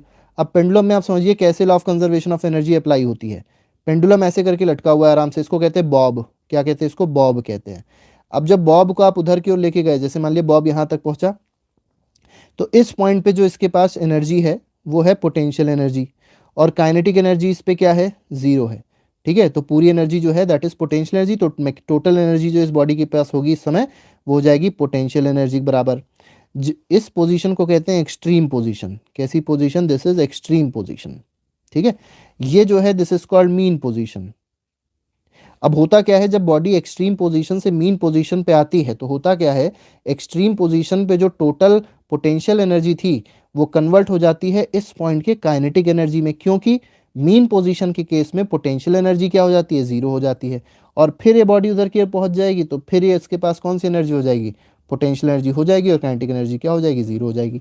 इसका मतलब एक्सट्रीम पोजीशन पे काइनेटिक एनर्जी जीरो होती है, मीन पोजीशन पे पोटेंशियल एनर्जी जीरो होती है, ठीक है। लेकिन टोटल एनर्जी की बात अगर करी जाए तो दोनों पॉइंट पे, चाहे एक्सट्रीम पोजीशन हो चाहे मीन पोजीशन हो, टोटल एनर्जी जो होगी वो हमेशा क्या रहेगी, बराबर रहेगी, ठीक है। अब देखिए क्वेश्चन में क्या कहा गया, why does the bob eventually comes to rest. अब ये जो बॉब है आपने देखा होगा, जो पेंडुलम है थोड़ी देर बाद रेस्ट पे भी आ जाएगा, ऐसे ऐसे ऐसे धीमे धीमे होगा, फिर रेस्ट पे आ जाएगा। क्यों रेस्ट पे आ गया, बहुत सिंपल सा रीजन है, एयर रेजिस्टेंस की वजह से। एयर रेजिस्टेंस क्या करती है, मोशन को रेजिस्ट करती है, एयर रेजिस्टेंस, ठीक है। मोशन को रेजिस्ट करेगी और मोशन को रेजिस्ट करेगी, और मोशन के रेजिस्ट करने से बॉब जो होगा वो रेस्ट में आ जाएगा। अब एक और चीज पूछी गई, is it violation of law of conservation of energy, तो आंसर है नहीं, ये लॉ ऑफ कंजर्वेशन ऑफ वो वायलेट नहीं कर रहा है। क्यों नहीं कर रहा है, इसके पीछे भी कारण समझिए कि ये जो बॉब है ये जब ऐसे मूव करता है तो एयर रेजिस्टेंस की वजह से इसमें जो टोटल एनर्जी प्रेजेंट थी that is getting converted into heat energy. ये जो बॉब है ये धीरे धीरे करके गर्म हो जाएगा, और गर्म होके इसकी जो हीट एनर्जी होती है वो बाहर निकल जाती है। Means the energy of the bob gets converted into heat energy and gets dissipated, ठीक है। जिसकी वजह से जो टोटल एनर्जी होती है वो हमेशा क्या होती है, सेम रहती है, ठीक है। लेकिन क्योंकि वो हीट एनर्जी फॉर्म में निकल गई तो हीट एनर्जी फॉर्म में निकलने की वजह से अब इस पे एनर्जी क्या रहेगी, जीरो रह गई, ठीक है। तो कहीं ना कहीं ये वायलेट नहीं कर रहा है, होता क्या है, सिर्फ एक फॉर्म एनर्जी, मतलब जो टोटल एनर्जी है that gets converted into heat energy of bob which gets dissipated. Next question देखिए, नेक्स्ट क्वेश्चन में क्या कहा गया, an object of mass m, जैसे मान लीजिए ऑब्जेक्ट है इसका मास है m, is moving with constant velocity v, v velocity चल रहा था। How much work should be done in order to bring the object to rest. तो देखिए इसकी जो फाइनल वेलोसिटी है वो आपको जीरो दे दी गई, मतलब थोड़ी देर बाद इसकी वेलोसिटी क्या हो गई, जीरो हो गई। आपको बताना है वर्क डन क्या हो जाएगा, वर्क डन का फॉर्मूला आपको पता है, half mv² minus half mu², ठीक है। अब यहाँ पे फाइनल वेलोसिटी कितनी है, जीरो है, तो ये जीरो माइनस, ठीक है, हाफ mu², तो इनिशियल वेलोसिटी कितनी थी, v थी, तो माइनस हाफ mv² हो जाएगा। अब ये मत समझिएगा कि ये v फाइनल वेलोसिटी है, ये v फाइनल वेलोसिटी नहीं है, ये इनिशियल वेलोसिटी है, क्योंकि क्वेश्चन में इनिशियल वेलोसिटी v दे दी गई है, तो हम लोग सीधे सीधे वही करेंगे बस, ठीक है। नेक्स्ट क्वेश्चन पे आएंगे, नेक्स्ट क्वेश्चन को देखेंगे, नेक्स्ट क्वेश्चन में क्या कहा गया, तो इसका आंसर हो जाएगा work done will be equal to minus half mv², ठीक है। नेक्स्ट क्वेश्चन पे आते हैं, क्वेश्चन नंबर 17 देखते हैं, calculate the work done required to stop a car of mass 15 kg, velocity दी गई है 60 किलोमीटर पर आवर। तो पहले आपको क्या करना है, 60 किलोमीटर पर आवर जो आपको दिया है इसको आप क्या करिए, मीटर पर सेकंड में कन्वर्ट कर लीजिए। कैसे, 60 इंटू 5/18 करके, ठीक है। 6 से कट करिए, 6 3 × 18, 6 10 × 60, ये हो जाएगा 50/3 मीटर पर सेकेंड। तो आपकी वेलोसिटी कितनी आ गई, 50/3 मीटर पर सेकेंड आ गई। आएगा बेटा, बिल्कुल असर्शन और रीज़न भी आएगा, सब कुछ आएगा, और हर चीज़ के वीडियो बनाए गए, आप लोग वीडियो देख लीजिए। MCQs भी आएंगे, असर्शन रीज़न भी आएगा, केस स्टडी भी आएगा, सबके ज़्यादातर के वीडियो बने हुए हैं, आप लोग प्लेलिस्ट में जाके वीडियो को देख सकते हैं, ठीक है। अब यहाँ पे देखिए आपको करना क्या है, वर्क डन निकालना है, वर्क डन का फॉर्मूला यूज़ कर लीजिए। स्टॉप आकार तो माइनस हाफ mv² फॉर्मूला हो जाएगा, ठीक है। कितना हो जाएगा, हाफ इंटू m कितना है, 1500 है, और वेलोसिटी कितनी है, 50/3 निकाली थी ना, तो 50/3 का स्क्वायर कर दीजिए, फिर आप इसको सॉल्व कर लीजिए, आपका आंसर निकल आएगा। बेटा एनर्जी कहाँ से आती है यूनिवर्स में, एनर्जी सन देता है, सन प्रोवाइड करता है energy, sun is the ultimate source of energy. एक क्वेश्चन आता है what is the ultimate source of energy, आप याद रखिएगा sun is the ultimate source of energy. और इसमें एनर्जी कहाँ से आती है, तो न्यूक्लियर फ्यूजन से आती है, ठीक है। यही पूरे यूनिवर्स में एनर्जी प्रोवाइड करता है सबको, सन हो गए, स्टार्स हो गए, according to law of conservation of energy. हाँ ठीक है, but I have a question that where does the energy come from. बेटा बस बता दिया हमने ना, एनर्जी कहाँ से आती है, सन से आती है, sun is the ultimate source of energy. और सन पे एनर्जी कैसे आती है, न्यूक्लियर फ्यूजन से आती है। बस इतना ही आपके कोर्स में है फिलहाल, ठीक है। 18th क्वेश्चन पे आइए। इन केस यहाँ पर देखिए कुछ केसेस आपको दिए गए हैं, आपसे बोला गया observe the diagram carefully and state whether the work done by the force is negative, positive और जीरो। देखिए इस केस में अगर देखें, फोर्स लग रहा है ऊपर, डिस्प्लेसमेंट हो रहा है इधर, दोनों के बीच का एंगल क्या हो गया, 90 डिग्री हो गया ना। और अगर एंगल दोनों के बीच में 90 डिग्री है फोर्स और डिस्प्लेसमेंट में, तो वर्क डन क्या होता है, जीरो होता है। तो इस केस में वर्क डन जीरो हो जाएगा। यहाँ पर देखिए सेकंड केस में फोर्स भी उसी डायरेक्शन में है, डिस्प्लेसमेंट भी उसी डायरेक्शन में है, तो वर्क डन क्या हो जाएगा, पॉजिटिव हो जाएगा। यहाँ पर देखिए फोर्स अपोजिट डायरेक्शन, डिस्प्लेसमेंट उल्टे डायरेक्शन, दोनों अपोजिट में है, तो वर्क इस केस में क्या हो जाएगा, निगेटिव हो जाएगा। ठीक है, बिल्कुल सही। नेक्स्ट पे आइए, नेक्स्ट में देखिए क्या कहा गया। Soni says that acceleration in an object could be zero even when several forces are acting on it during do you agree with her why. देखिए एक बच्चे ने क्या कहा है कि एक्सेलरेशन जो होता है किसी ऑब्जेक्ट पे कुड बी जीरो, बिल्कुल जीरो हो सकता है। जैसे मान लीजिए एक बॉडी है, इस पे फोर्स लगा 10 न्यूटन का एक तरफ से और दूसरी तरफ से भी लगा 10 न्यूटन का। ठीक है, तो अब आप देखेंगे इस पे जो नेट फोर्स हुआ वो क्या हो गया, 10 माइनस 10 जीरो हो गया ना, क्योंकि नेट फोर्स जीरो हो गया तो इस बॉडी का एक्सेलरेशन क्या हो जाएगा, जीरो हो जाएगा। इसका मतलब क्या हो गया कि ये चीज़ पॉसिबल है किस केस में, बैलेंस्ड फोर्स के केस में। बैलेंस्ड फोर्स के केस में ये चीज़ पॉसिबल है। तो if balanced force is acting on the body then this case is possible. Next पे आते हैं, find the energy in kilowatt hour consumed in 10 hours. आपको बताना है 10 आवर्स आपको टाइम दिया गया, तो देखिए 10 आवर्स आपका टाइम है, तो टाइम पहले ले लीजिए 10 आवर। 4 डिवाइसेस हैं 500 वॉट ईच, तो टोटल पावर पहले देखिए कितना हो जाएगा। या एक डिवाइस का पहले हम लोग एनर्जी निकाल लेते, तो 1 डिवाइस की पहले एनर्जी निकाल लेंगे, फिर 4 से मल्टीप्लाई कर देंगे। टाइम कितना है, 10 आवर है। ठीक है, और पावर कितनी एक डिवाइस की, 500 वॉट है। तो पहले आपका काम ये है कि इस 500 वॉट को आप किलो वॉट में चेंज कर लें। कैसे चेंज करेंगे, 500 को डिवाइड करेंगे किससे, 1000 से, कितना आ जाएगा, 0.5 किलोवाट आ जाएगा। ये आपका आ गया पावर। टाइम आपको दिया है 10 आवर्स, एनर्जी निकाल लीजिए, पावर इनटू टाइम। पावर है 0.5, टाइम है 10, आंसर कितना आ जाएगा, 5 आ जाएगा। तो 5 किलोवाट आवर। लेकिन ये कितनी डिवाइस से आया, एक डिवाइस से आया 5। तो कितनी डिवाइस थी टोटल, 4 थी, तो 5 को 4 से मल्टीप्लाई कर दिया, टोटल एनर्जी आ जाएगी कितनी, 20 किलोवाट आवर। तो 20 किलोवाट आवर आपका आंसर होगा। तो इसका जो सही आंसर है दैट इज 20 किलोवाट आवर। तो 20 kilowatt hour is the correct answer. ठीक है, लास्ट क्वेश्चन देखते हैं। लास्ट क्वेश्चन में देखिए क्या कहा गया, a free falling object eventually stops on reaching the ground, what happens to its kinetic energy. बहुत सिंपल, देखिए यहाँ पे एक मान लीजिए ग्राउंड है, बॉडी ऊपर से नीचे आ रही है, बॉडी ऊपर से नीचे आएगी, इस पे टकराएगी ज़मीन पे, और ज़मीन पे टकरा के काइनेटिक एनर्जी इसकी फाइनली क्या हो जाएगी, जीरो, क्योंकि बॉडी रुक जाएगी। हुआ क्या, इसकी काइनेटिक एनर्जी, लेकिन जो इसकी एनर्जी थी वो कहाँ चली गई। ठीक है, पूछा गया आपसे इसकी एनर्जी कहाँ चली गई, तो बहुत सिंपल है, इसकी जो काइनेटिक एनर्जी थी that gets converted to sound energy. अब देखिए जब आप नीचे टकराएगी इस फर्श से, इस ग्राउंड से जब ऑब्जेक्ट टकराएगा तो क्या होगा, साउंड क्रिएट होगी ना, साउंड क्रिएट होगी और साथ ही साथ यहाँ पर हीट भी जनरेट होगी। इसका मतलब क्या हुआ, the kinetic energy of the body gets converted into sound energy and heat energy. और इसको क्या कहते हैं, मतलब ये किसको फॉलो कर रहा है, तो this is following law of conservation of energy. ठीक है, याद रखिएगा, this is following law of conservation of energy. Law of conservation of energy क्या कहता है, energy can neither be created nor be destroyed but it can only be transformed from one form to another. और यहाँ पे आप देख सकते हैं एनर्जी का ट्रांसफॉर्मेशन हो रहा है। तो इस तरीके से